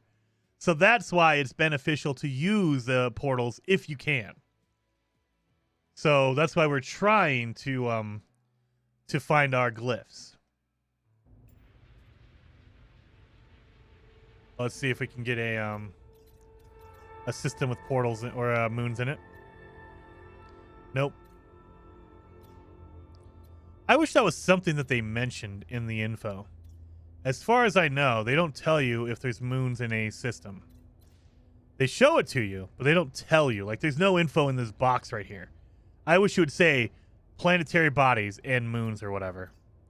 Like 9 planets, 4 moons, or 1 planet, 10 moons, or something.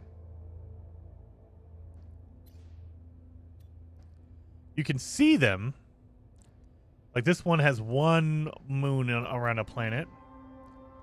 That one has 1 moon around a planet. 1 moon around a planet. 2 moons. There's 2 different moons in this system. So we'll go here and see if we can get some luck with our moons.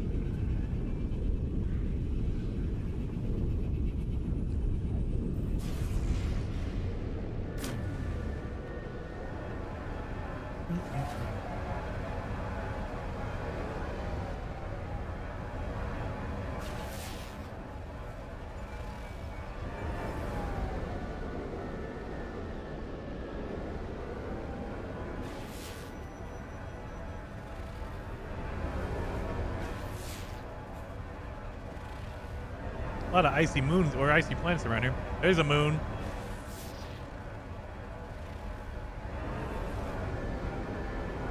We have an acidic moon and we have one over here. Let's see what we got.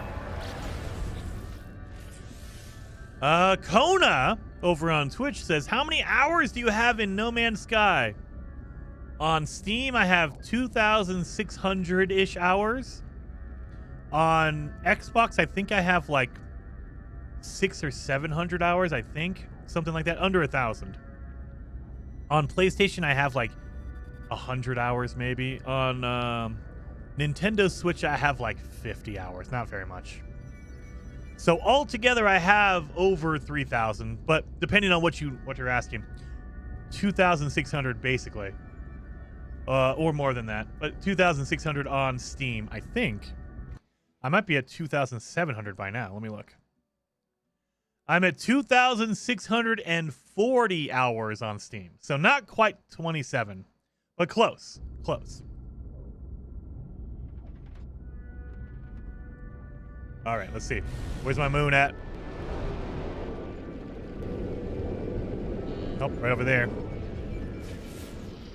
Moon of Kofu. It's a tropical moon. You know what? We'll go down to a tropical moon. That's fine. The other one was an acidic moon.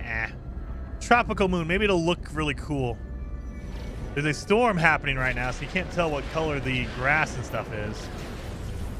And it has vile brood on it, so you gotta be careful of the brood. Meaning it's probably a swampy planet, if I had to guess. Yep, swampy. So it says tropical, but it has the swamp type trees all over it. Let's see how lucky we get on this one. And it is a moon, so things are closer together. That's why people usually recommend going to a moon. Nothing around me yet. Is that a bat? Shaner the Gray says, Jason, my main settlement is on a planet that has 98.2% perfect quotient. That's really good. It's a damp swamp-like planet, super lush, always a slight rain, never storms. That's freaking awesome. I'll post the address on this VOD after. Nice. Heck yeah, man. Steam. Wild Turkey says Steam, he has 7,000 plus. Xbox 3,000. Damn. Holy cow. That's freaking awesome, dude. Freaking awesome. Way more than me. Way more than me. Go west or east instead of north. Should I or should I go south? You know what? Let's go west. 5 goes west. And then Wild Turkey with a 10 gifted members over on YouTube as well, dude. Wild Turkey, I appreciate that. Giving a whole bunch of members on both Twitch and on YouTube today. I appreciate that. 07, man. Seriously. Very, very much appreciated. For all the generosity today, you guys have been freaking amazing. Insanely generous. Everybody's been insanely generous today. There's a house. Dang it. Can you imagine real life hunting for graves? It's much easier. Just go to a literal graveyard. A little bit easier than here. Here, you gotta randomly run across an open grave somewhere. That is a antenna. Great. My first ever gifted members. I think I'm gonna cry. Happy tears. That's awesome, dude. That's awesome, Bare Feet. Judas says, if your No Man's Sky hours were a job working 8 hours a day, 5 days a week, then you would have worked almost a year and a half. Yeah, but it's No Man's Sky, so I haven't worked a day in my life because I love playing this game. For the most part. There's been a couple times doing a speed run for the Remnant expedition. That one felt like work for sure. That one felt like work. But yeah. Dude. I don't even know, like,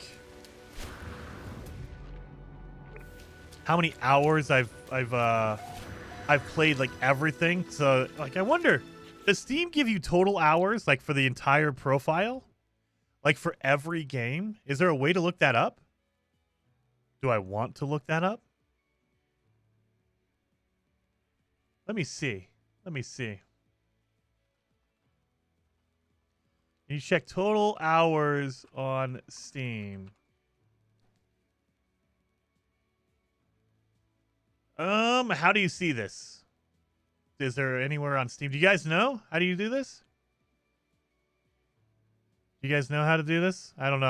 I've never checked it. I'm a little bit afraid now that I've brought it up. I'm a little bit afraid to do it. I'm afraid that I'm gonna look at it and go, you know what? Maybe not. I don't want to do it. I have seldom heard Jason curse so much as during a Remnant speedrun. Oh, Eva, Evergreen. You should check in on an Arc Raider stream. My God, the language is frequent and worse. Like I said the F word a lot in that Remnant speedrun. Arc Raiders. That's like a whole different level. How do I look at my hours? It'll be in Steam profile if it was. All right, let me look. Let me look at my profile here. Profile. Can I get total hours? Like, not just for one game. I want total everything. Is there a way to look that up? I don't see one. Let me see. Not edit profile.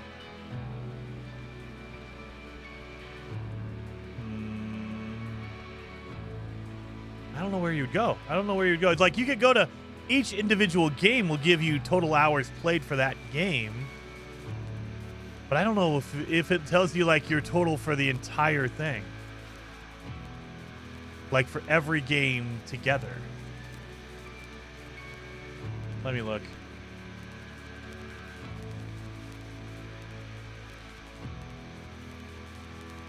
There's a website you can go to. I don't know if I trust that.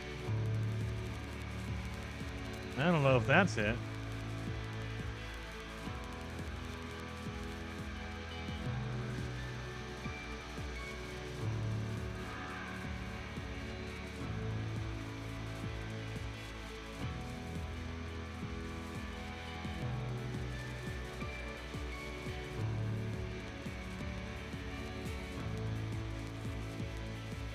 I take it back. I don't want to know.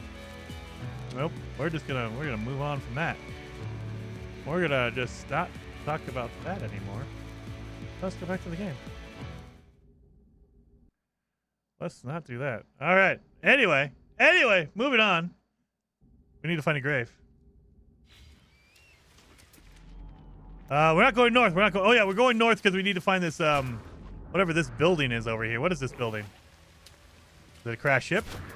It is it's a minor settlement. We don't need that. We're going west. Let's go west.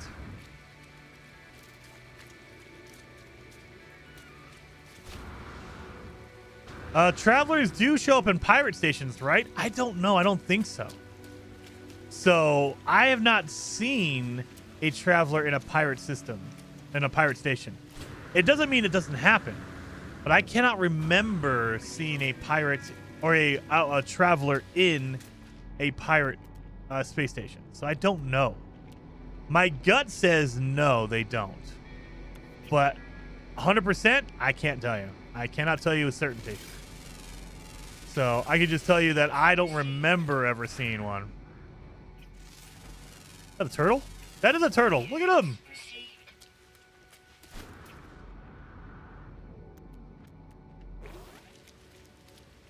I cannot find it on mine. You can sort games by playtime in library, though. Yeah, you can, Fraser. Yeah, so you can see like the most played games, like with the most hours, but they don't give you a total of everything.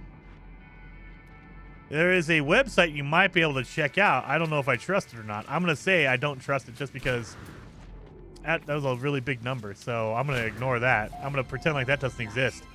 I'm going to do like every good addict does and just pretend it didn't exist. Like, that's not right. That's not real. There's no way. That's a beacon, obviously, that just changed. What is this? Get a lot of buildings together, but not a lot of graves, dang it.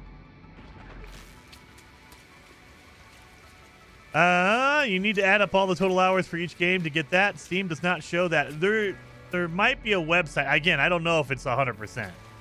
But if you just Google total times... Oh, that's a freaking market. Okay. If you just Google, like, how many hours have I played total on Steam, you might find a website that'll give you that number. And I don't know if it's true or not. If I'm being completely honest, it seems like it's very plausible, but I don't like it. I don't like it at all.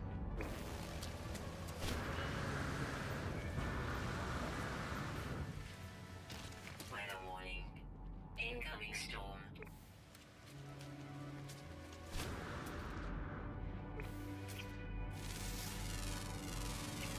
Units received. I'm not seeing any graves.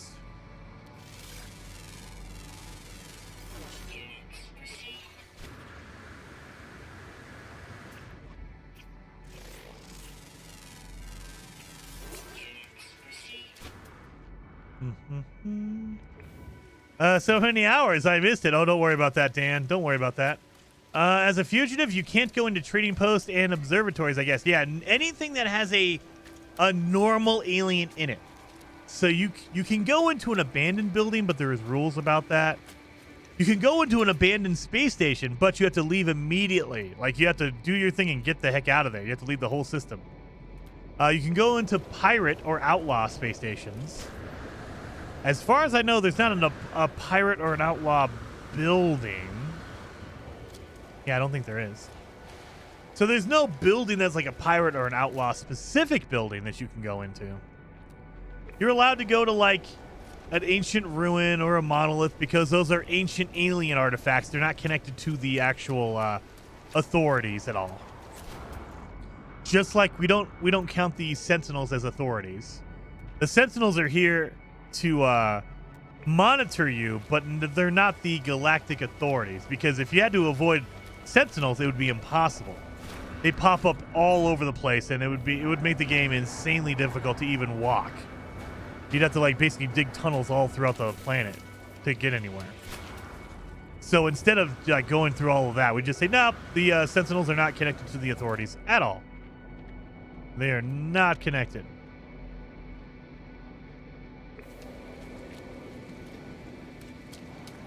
I've been playing a lot of Crimson Desert. I have too, Redgar. I have too. I like that game a lot. Is this a new expedition? Podink has just donated $2 through Super Rocket Chat. Podunk! Maybe build a Veta to use autopilot to get graves. That would be something we could do, because we could go to a pirate system. We can go to a pirate system, and we can build in a pirate system. I'd need the part. Well, I mean, technically, I have the money. I can build a thing out of... you know what? That might be a better way to do it. We can build a Corvette in a pirate space station. We can't fly it out. I have to remember to fly in and out with a solar ship. But I can build one. That might be the better option. Yeah, I just do autopilot and pull out my visor. And just, you know, you gotta fly low and slow. Put on autopilot slow. You know what? You might be onto something. You might be onto something, sir.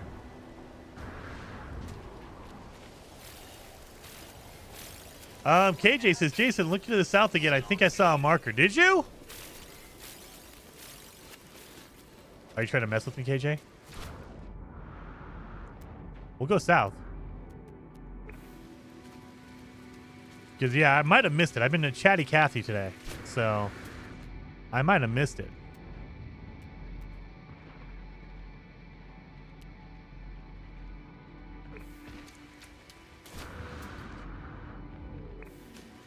Let's go back a little bit, just because if you get a certain distance away, it'll disappear.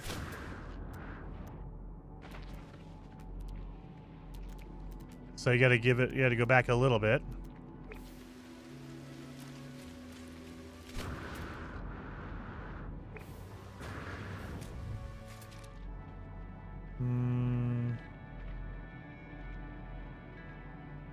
No, no, no.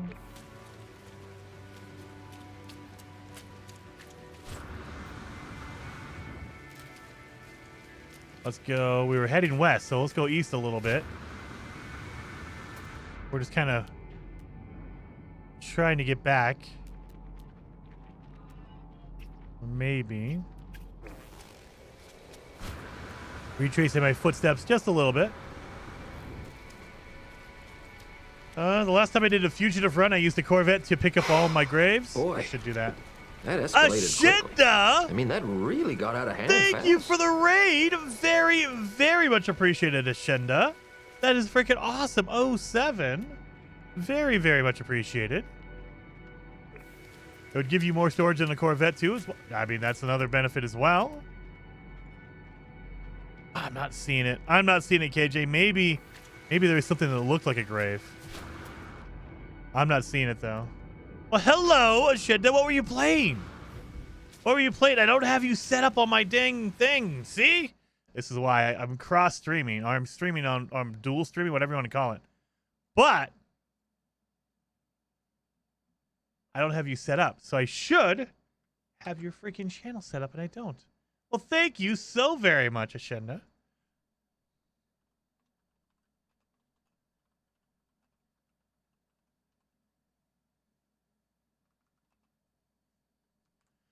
Boom. There we go. Plague Inc. Then Brotato.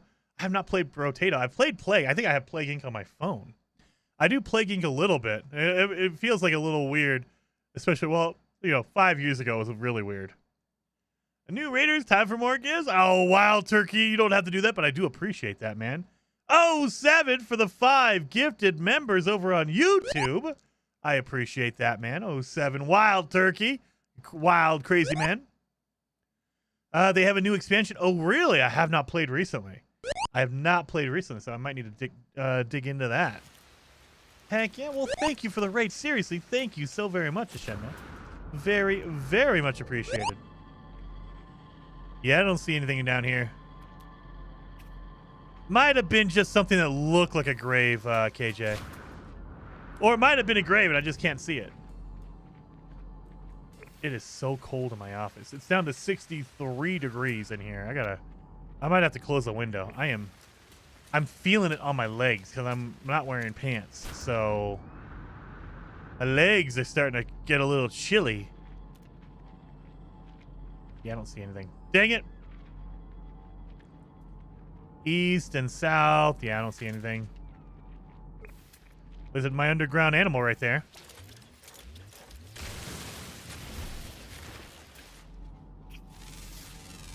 Come here, you. Is there more than one underground animal, or is it just one? Let's look. Nope, flying. Diurnal flying. Okay, so we have our one underground animal. Done. All right. Yeah, I don't think there was a grave. I think it just might have been something that just looked like one. But I am whipping around pretty quick. Oh, dun-dun-dun-dun. It comes out in April. Oh, it's coming out in April. Okay, gotcha. Well, we're basically in April right now. We're already at the end of March. This year is going by really fast. So I don't know about you guys, but man, it felt like it was just January. And now it's already going into April. So hopefully we hear some Light No Fire news. I was holding out. I was like, oh man, they're gonna do something, right? They have to do something. It's already March, or almost already April. All right, let's head west. No pants, Jason. Something for the ladies. I mean, well, that's only for the only Jasons, man. I will say I am wearing socks because it is cold, and thankfully, I am wearing socks because I think my toes would be freaking cold as hell. It is. It's like 63 degrees in my dang office. 63 degrees Fahrenheit and 31 what's it called? Humidity. So yeah, it's a little bit chilly in here. I have my window open because yesterday it was like 85 degrees outside. Today it's like 38, I think, or 40 degrees. So we dropped a lot. And having a window open is not Not a smart move. I mean, it is at first, and then it gets real cold, and you're like, okay. It's already, like, down in the low 60s for me. Whew. Wasn't ready for that. Quarter of the way through the year already. I know, Matt. I know. It's crazy. Ashinda says, I'm not holding my breath. We get news via No Man's Sky updates. I know, but there has to be a point. Oh, we've talked about this before. My chat and I, we've talked about this before, Ashinda. I feel like, for me personally, they announced Light No Fire December of 2023. At that point, I thought, oh, they're announcing it because they're ready to go. They showed a gameplay trailer. It's ready to go, right? They wouldn't announce it unless they were prepared for it to come out. So I thought for sure 2024, they're going to come out. It's going to happen. And then we didn't get anything. Not anything. We get little snippets here and there, like Sean Murray mentions it, but not anything massive. No trailers, no anything. And then 2025 comes around, and I'm like, okay, maybe there was a weird delay or something, but it's 2025 for sure. That came and went with nothing. And I'm like, okay, it's been over 2 years. We've only seen one trailer. What are they waiting for? Like, what is the big holdup? I don't know. Like, there's a part of me that says, okay, they're wanting to get it done. But does it have to be done? No Man's Sky, I think, is an amazing game. And I would have said No Man's Sky was finished 3 years ago. 3 years ago. And then Wild Turkey with 5 subs over on Twitch as well. Dude, insanely generous. Wild Turkey, you rock star. I appreciate that, man. 07. Very, very much appreciated, man. That is crazy, crazy generosity. I appreciate that. But yeah, so 3 years ago, 4 years ago, I would have said No Man's Sky is done. Oh God, this is not good. We had oh my God, we had lightning problems earlier. But they keep adding more and more to No Man's Sky. They keep adding content. So do they need to be quote unquote finished with Light No Fire, or can they release it and then keep adding content just like they do for No Man's Sky?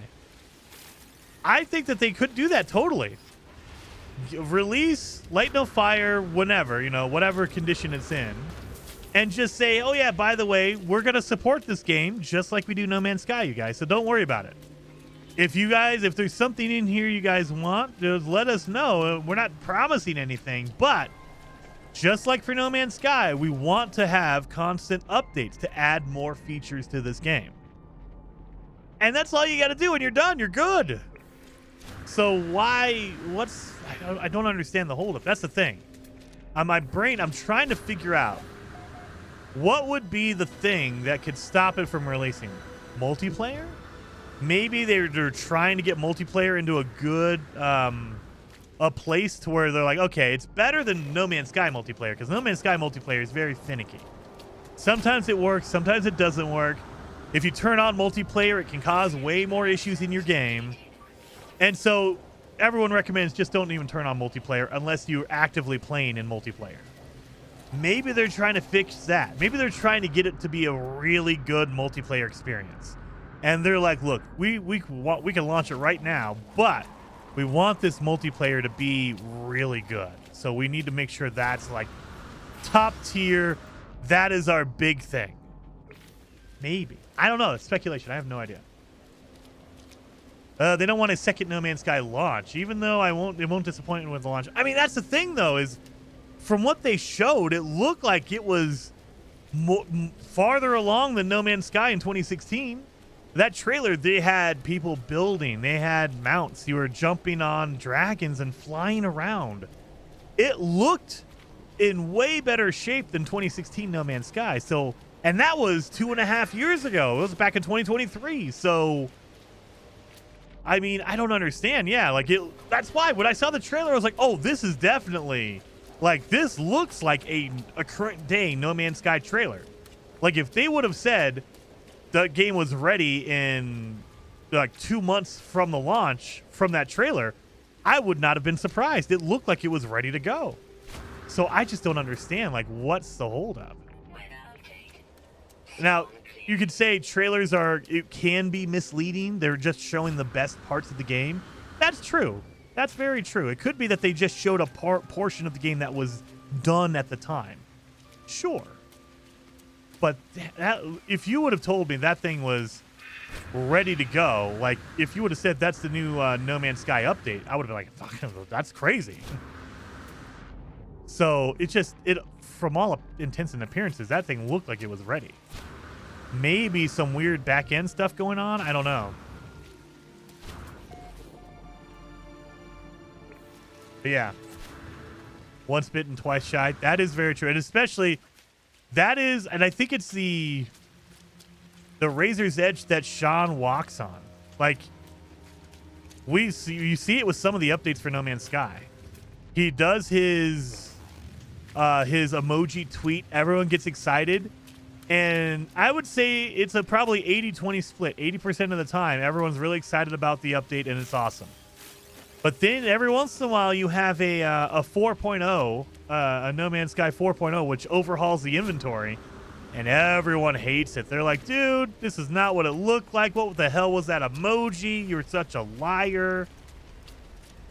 Because you're setting expectations. Like, it's like, oh.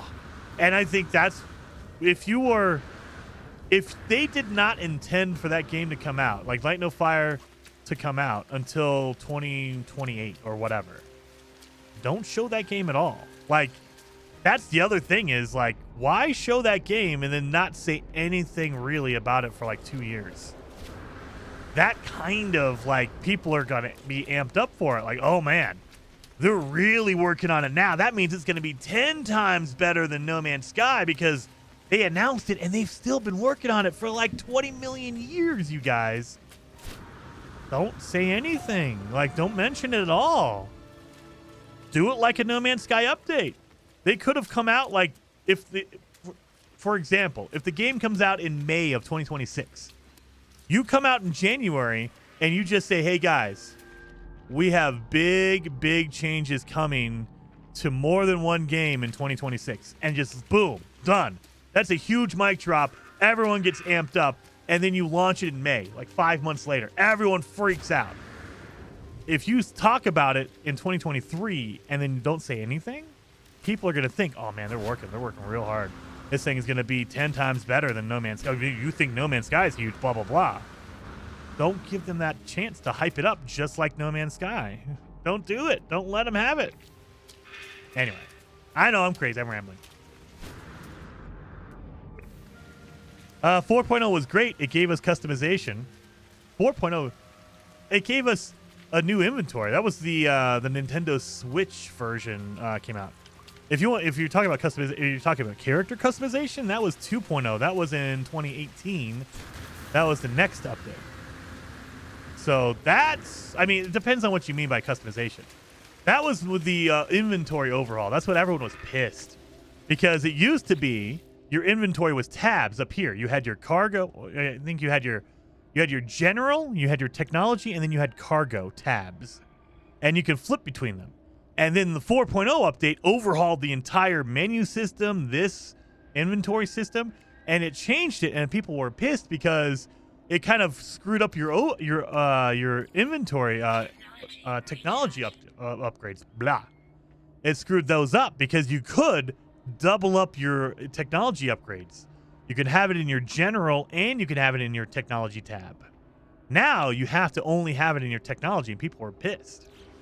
And so a lot of veteran players, they set up their character with that old inventory in mind. And then overnight it changed, and now it's all wrong. And it's like, oh, I hate this. It's terrible. I think it's better in the long term, and they probably needed to do that. But there was a lot of people who were pissed. Anyway, sorry. I'm way big tangent over there. We're looking for graves. I don't know if I'm doing a good job of looking for graves. I probably missed a few. But we are looking for graves. I promise we are.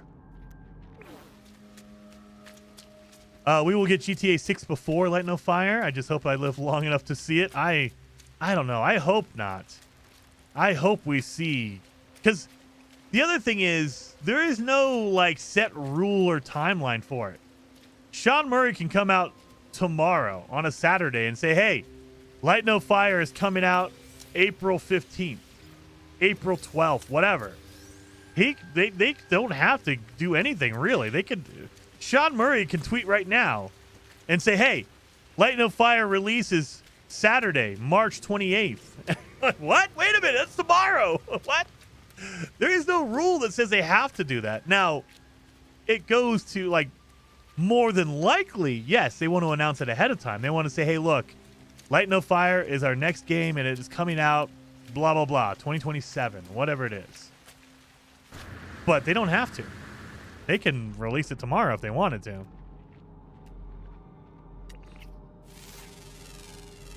So, but that's the thing is just more than likely, the odds are they will release another trailer and it will say, this is gameplay, blah, blah, blah. This is Light No Fire, a new game, and it's coming spring 2027 or fall 2026 or whatever it is. Whatever the date happens to be. But it's probably going to be in the future. It's not going to be like, oh, yeah, it's out right now. More than likely, they're not going to shadow drop it and just say, oh, yeah, by the way, you can go buy it right now. They could. I don't think they will. I don't think the likelihood of that is very high. That is a resource depot, looks like.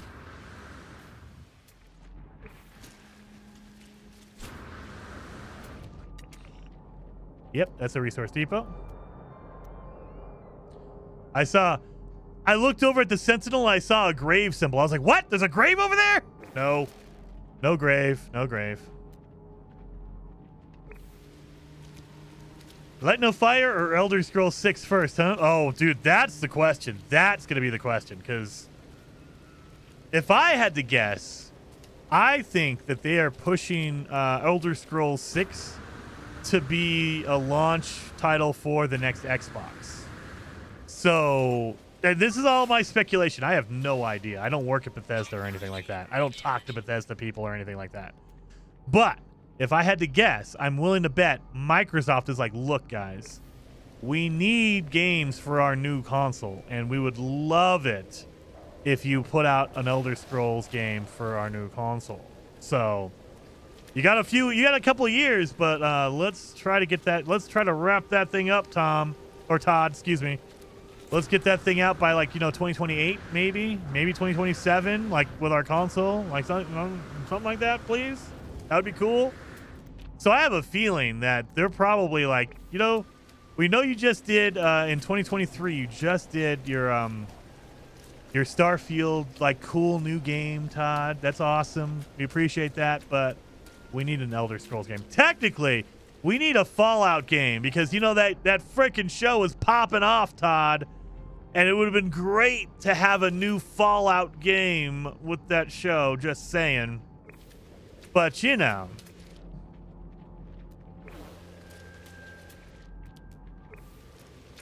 tweets an emoji of a woman giving birth, and a few days later, Light No Fire shop. No, the joke I have, Gunboat, is that he's just going to randomly, on the middle of, April, he's just going to tweet out a fire emoji. And everyone is going to lose their minds. And then it'll be on a Wednesday. He'll say, oh, yeah, by the way, we're doing a fire overhaul for No Man's Sky. It's just, what? Wait a minute. You can't do that. He has to know that people are, scrutinizing every permutation of his emojis. What does this mean? And if he puts out a fire emoji, people are going to instantly think Light No Fire. Fire is in the name. What do you mean? Oh. December 2029. Yeah. I mean, that's what I think. I think that Elder Scrolls is probably a couple years minimum away. I think that they probably are planning their next console, the Xbox console. Maybe 2027, maybe 2028. And so I don't know if Microsoft has enough push to say, hey, Todd, this is what you're going to do. I don't think they have enough. At least enough gusto to do that. they probably are like, hey, we would really appreciate it. It would be awesome if you can give us an Elder Scrolls, you know, before all of us die. That'd be great. You know, they'll work on it for another 2 decades. That'd be really appreciated, buddy.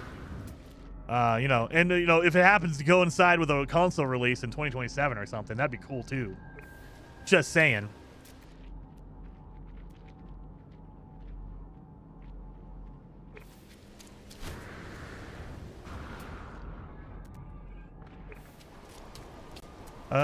What's the name of that fire safety bear? Smokey the Bear. Is it going to be a Smokey the Bear? I don't know, because the other thing is Hello Games and Sean Murray, they're from the UK. And so there is going to be some kind of like there's a common thread between a lot of different emojis, but I don't know if Smokey the Bear is going to make that conversion. Like, he might know about Smokey the Bear, but it doesn't mean the same thing as like what an American would think. Smokey the Bear was huge in America because we have to, only you can prevent forest fires, things like that. I don't know. Did they have Smokey the Bear facsimile over in the UK? Did you have like an animal that was protecting the forest over there? Was it like oh god, what would it be? If I had to guess, I'm not going to look at the chat for a second. If I had to guess, if I'm in the UK and I want to spread fire awareness for forests over in the UK, I would have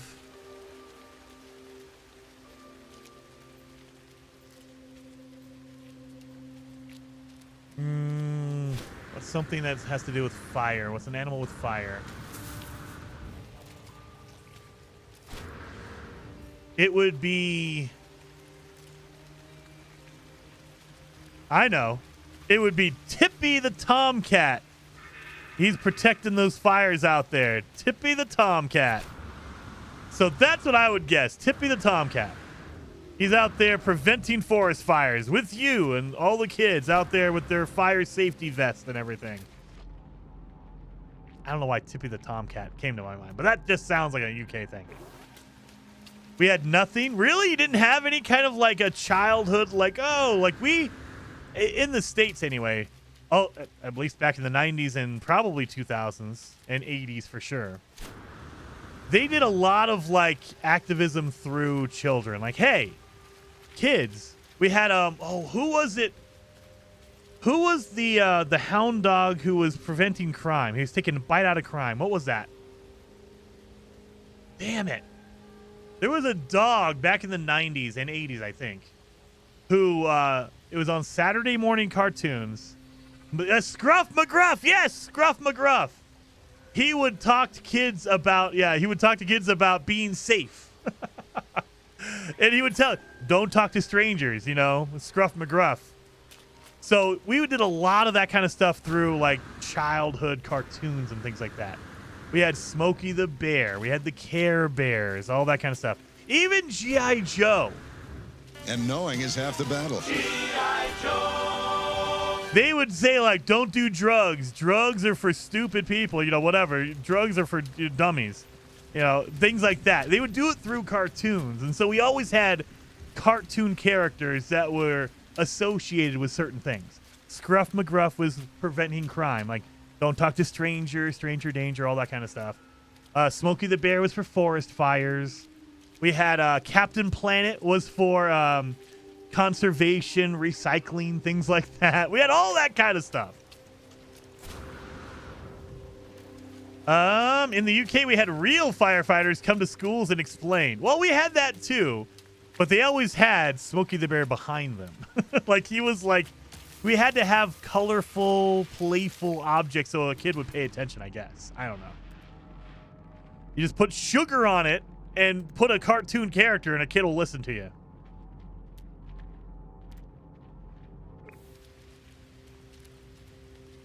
Don't forget don't give a hoot, owl. Yes, Hootie the owl for littering. See, for me, it was the Indian guy, right? It was the Native American guy who would cry if you littered. The Crash Dummies. I remember the Crash Dummy, or not commercials, the cartoon for Crash Dummies. We had a robot to warn us about loss of limbs. I don't remember that. That had to be. Was that a UK thing? Blaze Bear, but more on the firefighter Jerry side. Blaze Bear. That's pretty cool. That's a good name. Blaze the Bear.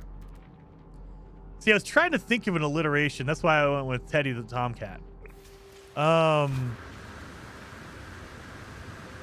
God, what else did we have? We had a whole bunch of that kind of stuff.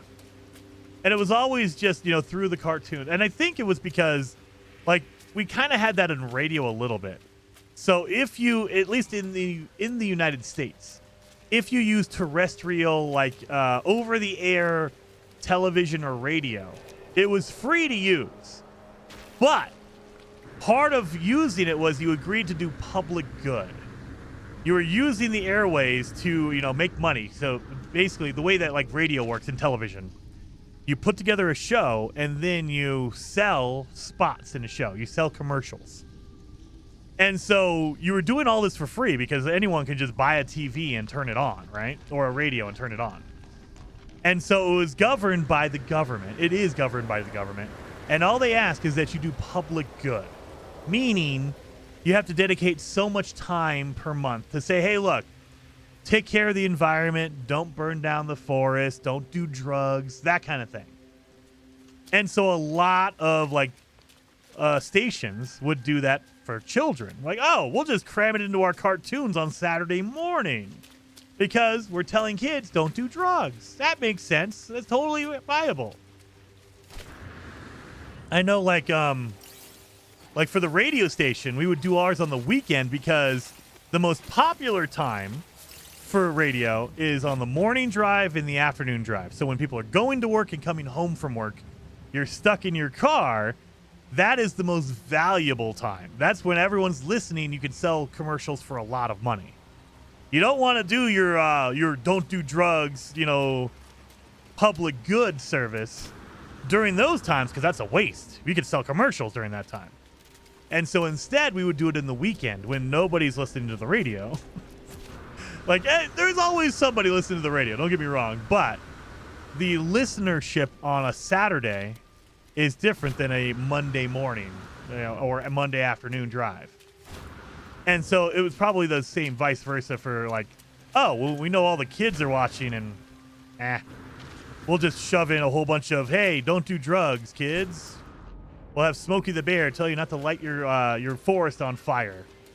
During the kids' time, when we can do our really heavy advertiser time during our prime time, which is usually weekday evenings. That's when, at least way back in the day, you watched your evening shows. 7 p.m. at night, people got off of work. You go home, you watch your show in the evening before you go to bed. Anyway. He-Man had life lessons at the end, yes. All that kind of stuff. Let me look for a what's it called? A grave. I had a lot of buildings here, but not a lot of That's different. Is this a no, it's an antenna. Why is it marked separately? What the hell?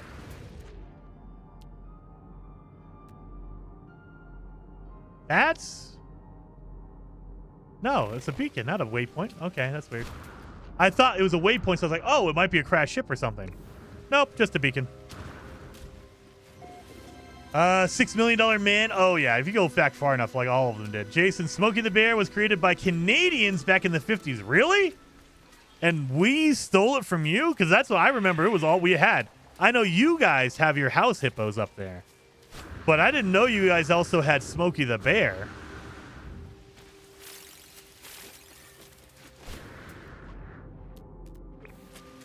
I thought I heard a grave thump, but it was my roommate's sub. Oh, God. That's an abandoned crate. A shelter. We don't need a shelter. Crash Dummies cartoons were great. Yes, dude. All that kind of stuff. It was, when you go back and look at it now, it's very cheesy. But, man, when you were in the moment with it, that was awesome. That was so cool.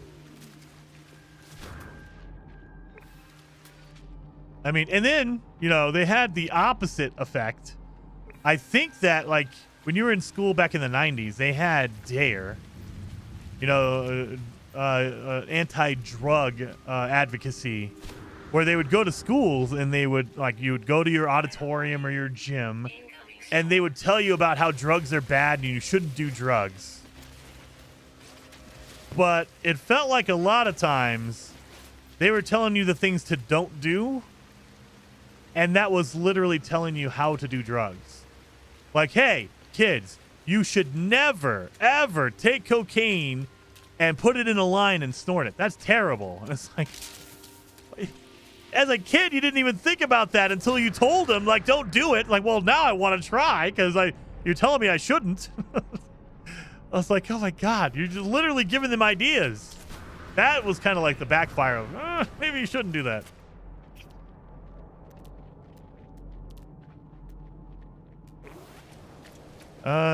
Smokey the Bear was created in Canada, and Winnie the Pooh was as well.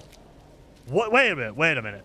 I thought Winnie the Pooh, like in my mind, Winnie the Pooh was a UK invention. Like he has that UK vibe about him. He feels like old English, like back in the 1940s kind of England. Pooh Bear is Canadian? Feels European. Like he feels like a British guy. Like that feels like a British invention. Pooh Bear does.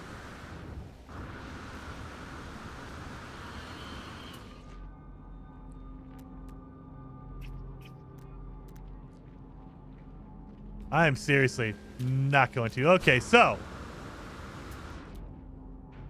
we're allowed to go to pirate systems and pirate space stations. However, there's no specific rule on whether we can talk to travelers. Would you guys consider a traveler to be a normal alien or an outlaw alien if they're on an outlaw system or an outlaw space station?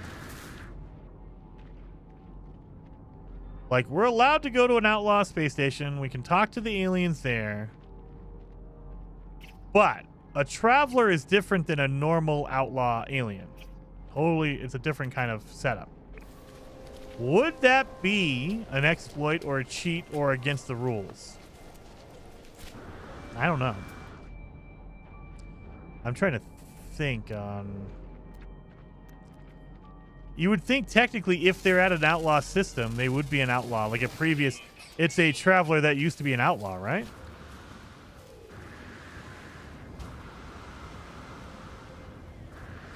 None, they're dead and they don't count? So we're saying, I mean, technically that is true. They are dead, so they don't count. So you're saying they don't count because they're dead.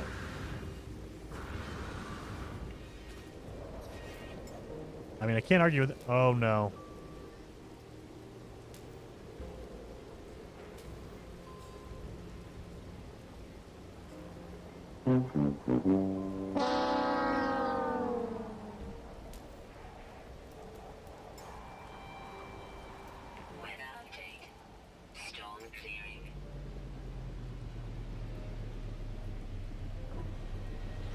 I did not fill up my thing. Well, now I have... None of them are full, huh? Oh, damn it. All right, well, I need metal plating for this.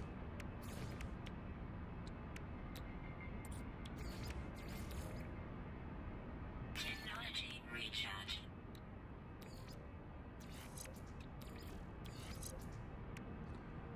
Do they not? Oh, pulse drive. Duh. The pulse drive. There we go. That's what I was looking for. All right. So, we're also going to need to make a warp cell, but I don't have any on me. You know where it is? In my freaking Sentinel ship. Yep. I put it all on my Sentinel ship.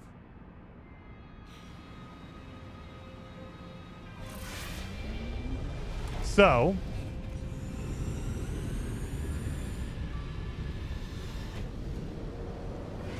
Let's see if I can find my Sentinel ship.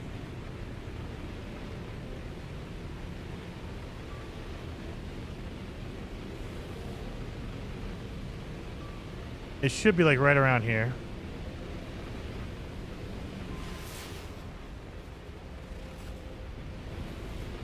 So I see it on my mini-map. So, if you don't know where a ship is, a good thing to do is go into your ship and go into first-person mode because, let me show you. This little white square, that is a ship. You don't know what it is. It could be another NPC. It could be a crash ship, but a square is a ship. Triangle is me. The diamond is the space station. But a square is going to be a ship. And I think that's my ship right there. So I kind of can go back and see where it is. So I think we should be okay.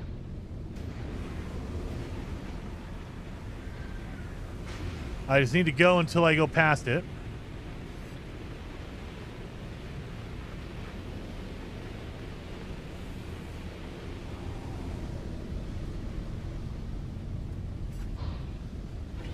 I'm getting closer to it, I think.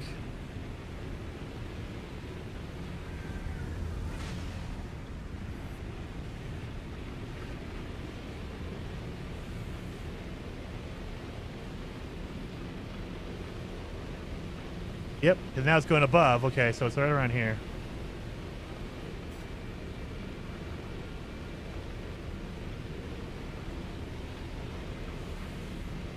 Did I go that far?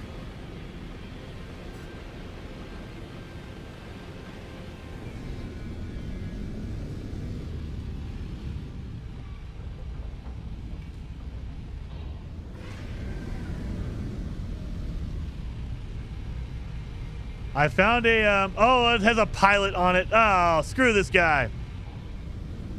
I found a crash ship. But that's not mine. So mine is over here. I walked by, I mean, it had a pilot, so it doesn't matter, but I walked by a freaking ship. So mine is, oh my God. It blends into the ground too. Like, I forgot I have a black ship, and I'm landing on black dirt.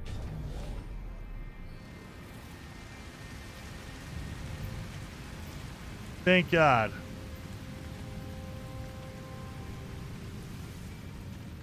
Thank God. 41% garbage. Technology recharge. All right. I believe this is not a pirate system. It's not an outlaw system, so I can't go to the space station. Let's double check. That is a normal space station. Is that a purple planet? I see oh no, it's just purple filtered. Okay. I was gonna say, I see purple ice on it. All right. We found a crashed ship. It just happened to have a pilot, though, so screw that. Let's find a pirate system, and let's see if we can find any ones that have a traveler in them.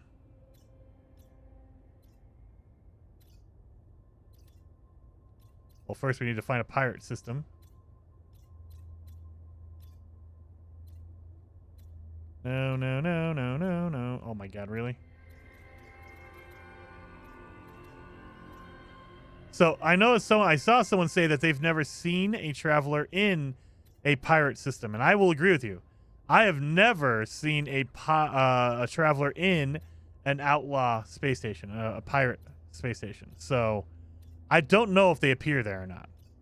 I'm gonna pray and hope to God they do, but I don't know. I cannot recall ever seeing an outlaw space station that had a traveler in it. Oh my God, did I find the one part of space that has no freaking pirates in it?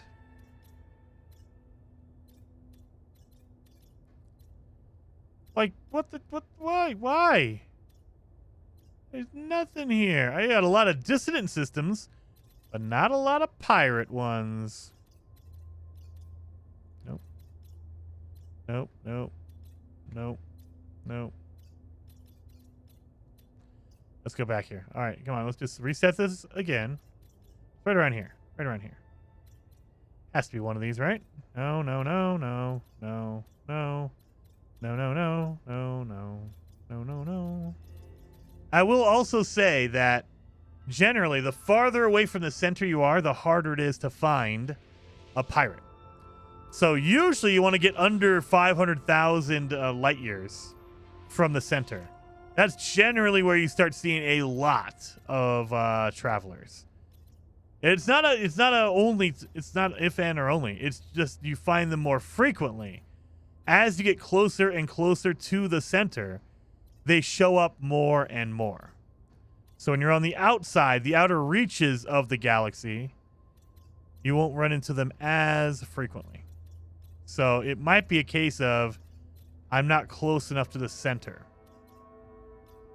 Might be a case of I don't have any pirate systems at all. Was that a pirate one? Nope. Nope, nope, nope, nope, nope, nope, nope, nope, nope, nope. Holy. Oh, there you go. There's one. Perfect. Right there. Jason, do you have a conflict scanner? I wish. I don't. I do not. I have a... Dragons! Yulki63 cheered. X1000. Anomaly is not connected to the authority. The authority is trying to find the anomaly. Thank you, Wild Turkey. I definitely need to clean my pants now. Thank you. I appreciate that. Oh, 7. I just pooped all over myself. So the way around that, for at least for our lore, is that it's not the anomaly itself, it's Ariadne. If you've played No Man's Sky for a while, you know Ariadne is an imposter. And so the reason we have is Ariadne is an imposter, and she will go to the Atlas. She will go to the authorities and rat you out. So that's why you can't go to the space anomaly. It's not Polo. It's not, it's not any of them. They care about you. They want you to come. But Ariadne doesn't. So that's why we can't go to the space anomaly. Ariadne will rat us out.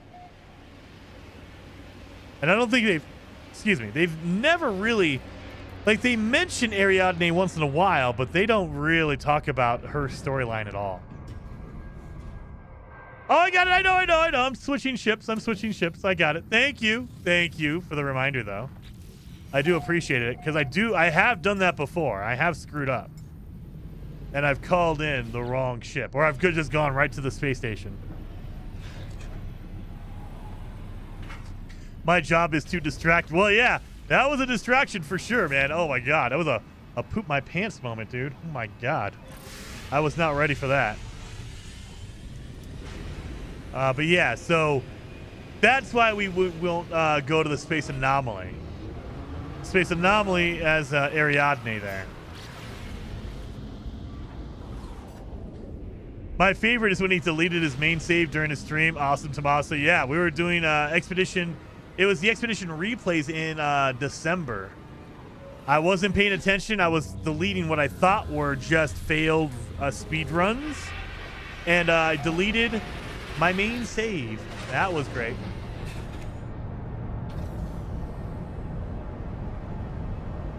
All right. Rename your ship to Leroy Jenkins. I need to rename it Brown. I need to get a brown ship at this point. All right. I don't see any travelers. Nope, just regular aliens. The Gek, the Viking, the Korvax. Yep. Yeah, so there's no travelers on this space station. Let's see what he has. What do you got for me? Let's do... At Rockin' Podink has just donated $2 through Super Chat. Thank Thank you. No travel of it while you're here, Corvette. Maybe. You know what? We probably need to do that. Rockin'? Yes, we probably need to do that. That way I can at least search for graves while I'm on autopilot. You know what? That's a good idea. And I have 60 million to do. So, yeah, let's do that. Let's see if I can... Oh, I don't have any room. You know what? Get rid of that. Get rid of that.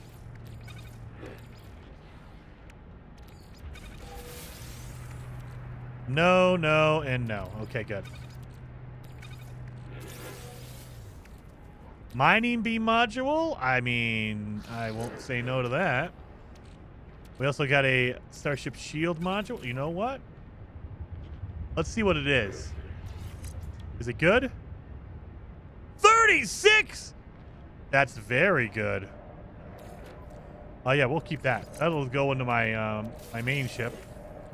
Hazard protection. Son of a gun. But yeah, let's make a Corvette while we're here. We can do that for sure. Sell. Phase beam. Blaze javelin.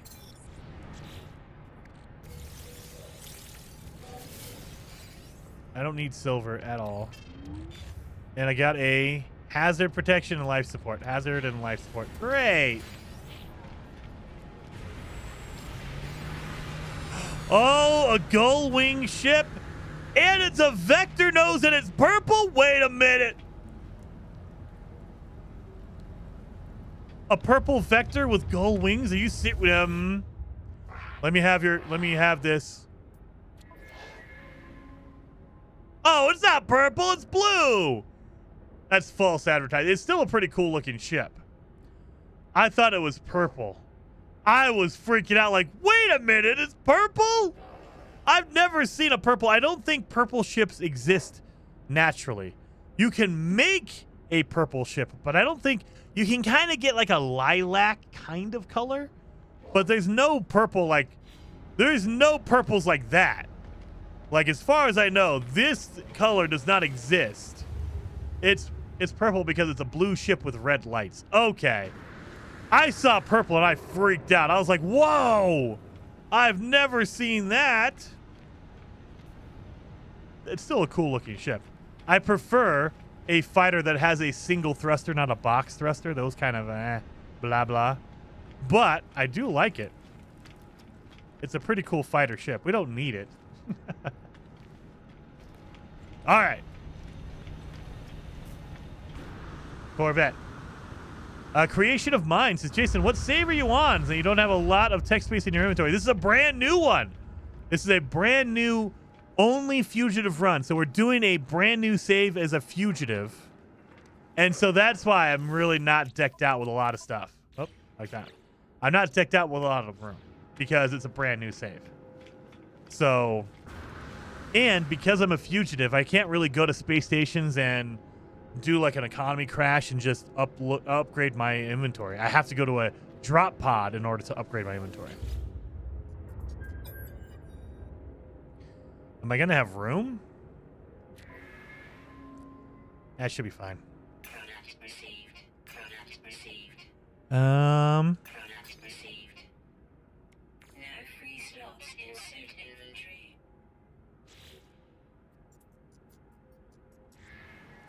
Can I do this? You're literally going to make me do this?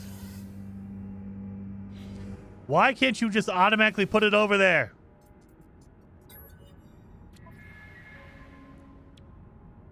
Product received.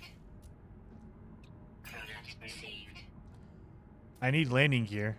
Do we have any cool landing gear? Of course we don't. Oh, well. No free slots in suit inventory.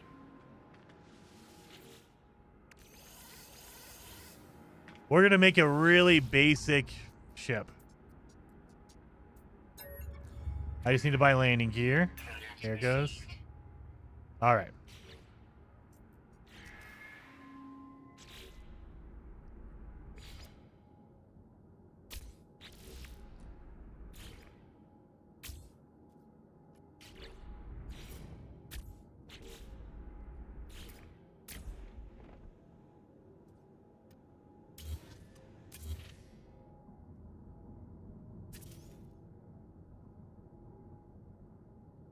That feels uneven.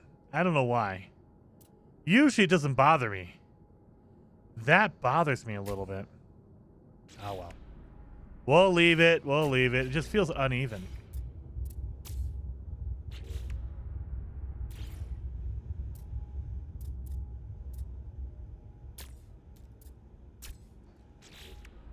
I think we're basically there. We're good. We don't have to worry about anything else other than that. And reactor done.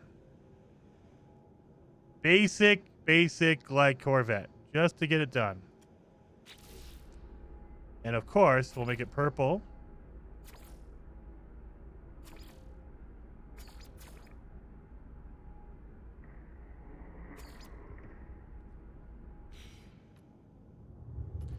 There. Jason goes basic doesn't sound right. This is what I made for like the Corvette Expedition. This was like the go-to one. You gotta have two engines because, I mean, you need to have it even. It needs to be symmetrical. But yeah, we'll call it that. I just don't know why the landing gear, it just feels off. I mean, it doesn't look bad now. Like, that looks more balanced because we have the hatch to hold it open or to hold it straight up. But it just feels uneven. Like, that should be just a half a notch. It should be right in the center instead of on one side or the other. It just feels off. I don't know why, but it does. Do I have any pieces on me? No, I don't. Thank God.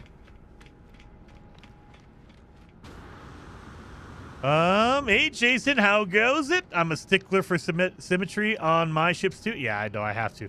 Beeble Bum loves to like do like really, really interesting builds, but symmetry sometimes is not beautiful. It just looks, you know, kind of like, okay, that's a little bit plain Jane. And you can get some really cool designs that are not symmetrical, but my brain can't take it. I need it to be symmetrical. Let's see. Is this going to be a good gun? It does not look good already. Nope, nothing. It's a C-class with no good upgrades. Not even going to waste my time. Let's get a upgrade out of here at least. I mean, one upgrade. There. Can I throw in a... You know what? Hazard protection might be best.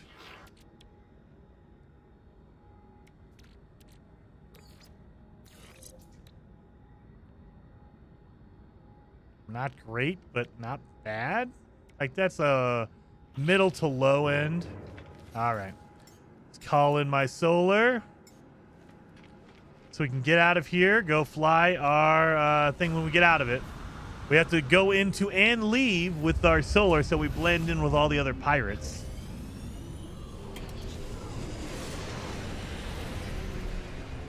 And then it looks like a dead low atmosphere planet. Are you low atmosphere as well?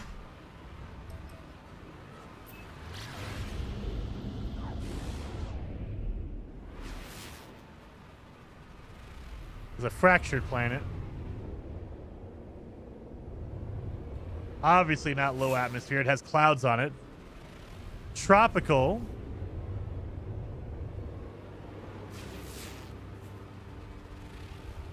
High energy. All right. Well, let's go down here. This one's a dead. Wait a minute. Is that a moon? Oh, no, that's the same. Okay, we just moved our angle a little bit. Okay.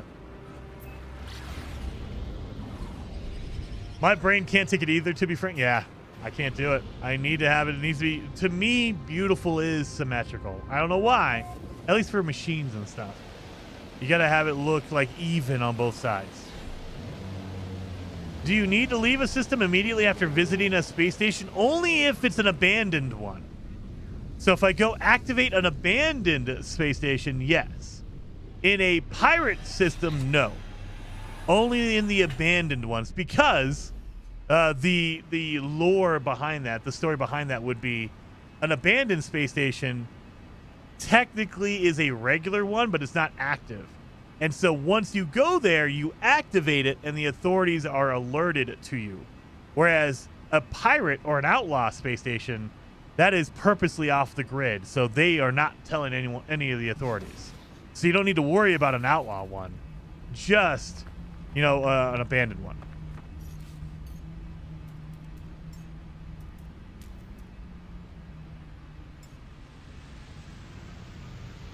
So yeah, I believe, I mean, we could also double check.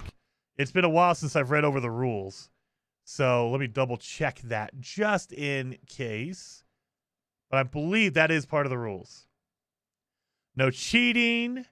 You cannot visit the anomaly. Ariadne's imposter reports back to the galactic authorities. Normal space stations, no. Allowed. Outlaw trading. You can trade with pilots that land or ships that contact you mid-flight. Outlaw stations. Traffic in and out is only possible with a solar ship. That's the only limitation. Abandoned buildings can land at and use, but only in abandoned systems and when all legs are removed from the outside. Abandoned space stations. You can land in and use them, but you need to leave immediately after exiting the station. So once you leave the station, you got to get the heck out of that system because the authorities are basically alerted that you've woken up an abandoned space station. You've basically visited one, so you've turned it on. Ad break, no! No! Well, we'll take a little bit of a break here. The original was killed in a starship wreck, and an entity replaced it. Oh, for Ariadne? Yes. Ariadne is an imposter. And that was, when was that? Was that like 2021 or was that 2020? When did the Ariadne weekend missions happen?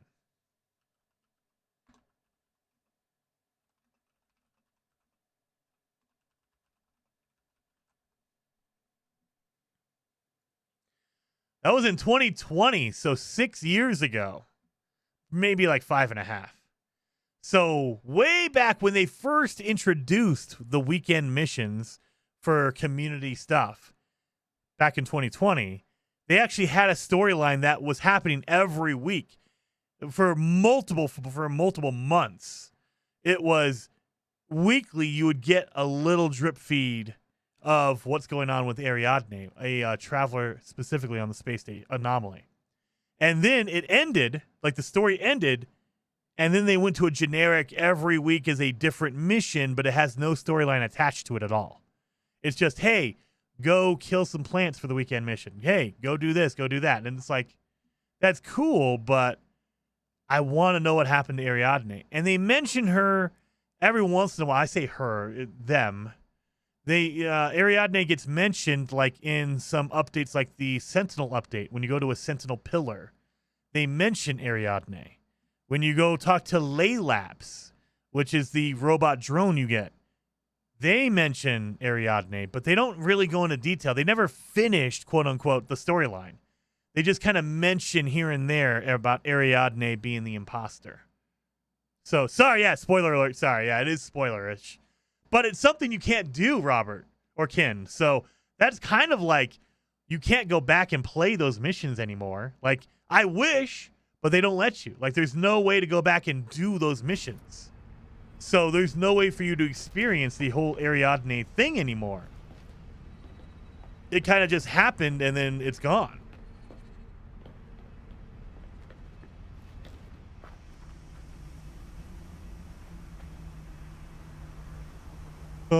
That's cool lore. I should read up on it some more. It's really, really cool. It makes me sad though, because yeah, it was a limited event kind of thing that you cannot go back and see anymore. Like, you can't go back and replay those weekend missions from 5 years ago, 6 years ago. So it kind of sucks. Tainted Grail anyway? Oh, dude. Hayabusa? I need to go back and play some Tainted. Is the update out for Tainted Grail? That's the other thing I should check. I know they talked about an update coming out in, what was it, April or March? Tainted Grail. That came out on March 19th. Do you remember that free content we announced at the end of March? Well, it's going to be pushed back to it's not happening yet. It's happening early April. Okay. So it's happening in a few weeks probably. Okay. I'm going to have to go back and I want to play some more Tainted Grail if you liked Oblivion, if you liked the old school Bethesda feel of like Elder Scrolls, oh man, Tainted Grail, The Fall of Avalon, so good. I love that game. That was one of my favorite games from last year. I know it was early access for a while, and last year was like final release, but man, Tainted Grail is so good. So I saw recently that lost remains of French musketeer D'Artagnan may have been found in a Dutch church. I have no idea, Gunboat. Same here, Ken, or at least around the same time when I wasn't doing Nexus missions. Yeah.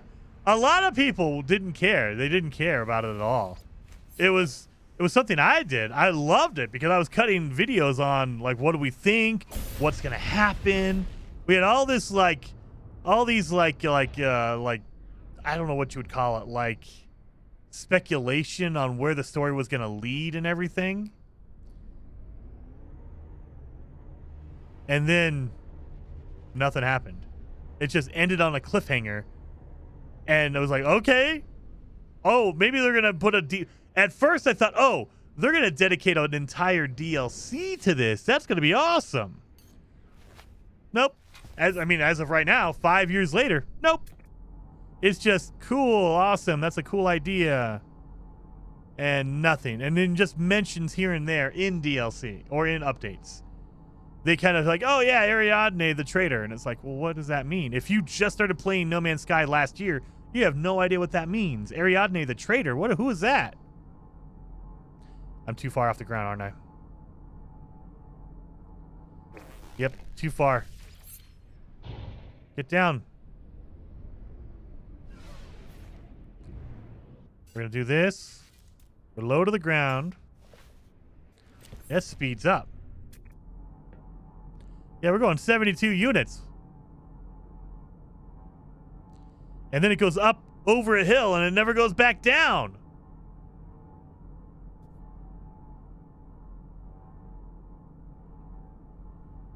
Man. Yeah, see, I'm too far away. I can't see if there's minerals or anything down there. Yeah, see? It went over a hill and it went too high up. I don't know if this is going to work as well as we think. Simply because the autopilot, when it goes up over a hill, it just maintains that altitude. And the fact that it's going so freaking fast. Yeah, look at it. It starts zipping really quick. I'm doing 72 units per second. And then we're going to go over this hill in front of me, and we're going to go above. And now we're too high. Yeah.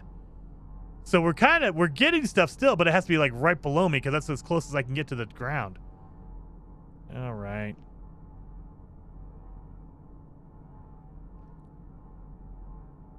I mean, it is kind of popping in, but I'm afraid I'm losing stuff. Like, I haven't seen... I mean, that's fine. Okay. You know what?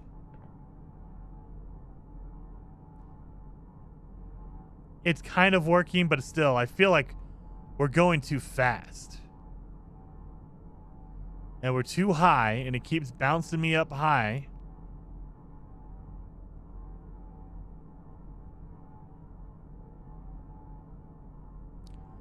Let's see if we can find a building. While looking for those elusive graves, I know. We're reminiscing on games and updates of past Dragon Man. Yeah, we're talking about like the Ariadne storyline that happened in 2020 for No Man's Sky. That if you started playing any time in the last like 2 to 3 years, you would know nothing about that, and there's no way for you to go back and play it. Like, it's not like you can go, oh, I'll just go play that part of the game. It's gone now. It's gone. It's a weekend event was a one-time deal, so you can go back and watch videos about it. Like, I think... Oh, there's no marker here. I think I have videos on the Ariadne. Let me see.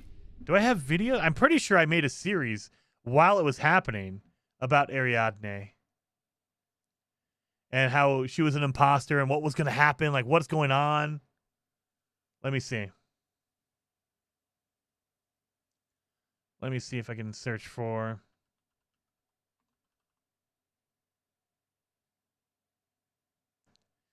Yeah, that was in summer of 2020. I have a video on it. I have multiple videos on it. It's called New Story. Yeah. Holy cow. Yeah, it would have been almost 6 years ago at this point. It would this was June, it looks like. So it happened over the summer.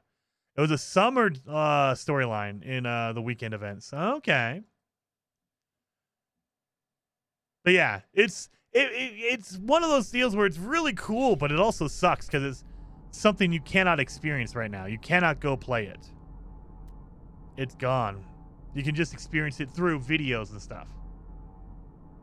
Or you can look it up online. I'm sure there's like in the wiki or whatever information for No Man's Sky. You can kind of find out about it. But it was really cool to kind of play every week. We got like new missions, and so it was new things happening every week. We were like, holy cow, that is awesome. And then it just ended. And I have a feeling it's like, look, dude, that's a lot of work for a small team to keep up on a weekly schedule. Like, that's crazy. If you're doing weekly, like, you plan out weekly missions for everyone to do, and there's storyline behind it, that can probably get overwhelming. So I understand why, but I do miss it. I do miss that.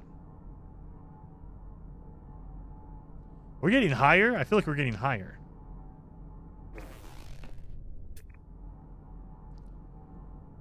Yeah, I don't know if this works as well. Look, there's another.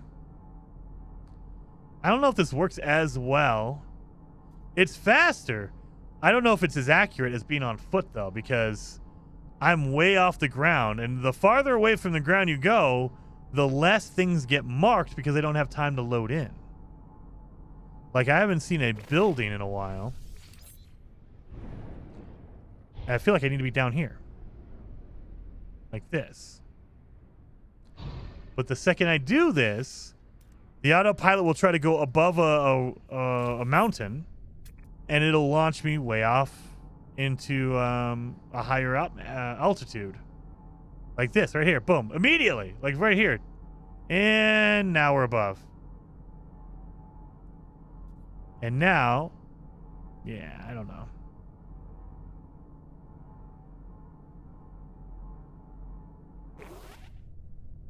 I don't know. I'm still waiting on them to elaborate on the Void Mother. There's another one too. Like, I don't know, like, maybe they are just literally planning on there's going to be a conclusion to all these storylines, and then they'll be done. And they'll move on to Light No Fire. Maybe that's what they're waiting for. Maybe they're like, look, Light No Fire is good to go, ready to go, but we need to finish, quote unquote, be done with No Man's Sky. So let's finish up all of that. We'll get our updates here and there, and we'll get it all to go. And then we will just finally end it by finishing all these storylines and everything, like the Void Mother, Ariadne, all this kind of stuff together, and then we'll move on to Light No Fire. Maybe that's what it is. I don't know. I have no idea. I just know I want to hear more about it. I'm interested in all that kind of stuff, but we haven't heard anything in, I mean, not years. They mention here and there, just like they talk about Light No Fire, but it's like in passing. Like Sean Murray will just casually mention, oh yeah, we did this whole Corvette shipbuilding thing because in Light No Fire we have you build boats, and we wanted to bring some of that back into No Man's Sky. And then that's it. And you're like, wait a minute, give me more. I want more of that. Why do we need boats? What are you talking about? Are oceans that big? Give me more information. But nope, he just casually just drops it. Like, oh yeah, we did this whole Corvette thing because in Light No Fire we have boats that you can build. And moving on. It's like, wait a minute. Anyway, I have to go have dinner with my wife, so I'm going to be ending the stream there. We did not find a single grave today, which is kind of, that's like, at this point, it's on par, for the course. We've been running into that issue for 2 streams now. So I'm definitely going to have to figure out a new way. Maybe we'll just bite the bullet, and I will go and find a a moon, an airless moon, and we will just search every square inch of that airless moon and get that done. Because my God, it feels like I can't find a dang thing to save my life at all. But thank you guys so much for hanging out. We need to raid somebody. So over on Twitch, you know what? We are going to raid Gek. Gek is streaming right now. So let's go raid Gek. Gek is playing. What is he playing? Gek is playing Fallout 76. Let's go over there, raid Gek. If you don't know who Golden Gek is, you should go over there, hang out with Gek. He's an awesome creator that does No Man's Sky stuff, but also we play Arc Raiders on Wednesday. He plays Fallout 76. He's been playing some Crimson Desert as well. Definitely go over there, give him a follow. And over on YouTube, who are we gonna hit on YouTube? We are going to hit. You know what? We'll do a double Gek raid on YouTube and on Twitch, you guys. So let's go show him some love. If you're not following him, if you're not subscribed to him over on YouTube, stick around, go over there, show him some love. Hit that like button if you're on YouTube. Hit that follow button if you're over on Twitch. Thank you so very much. And I will see you guys on Monday with Heather Silvermist. We'll be doing more Planet Crafters. So I'll see you guys then.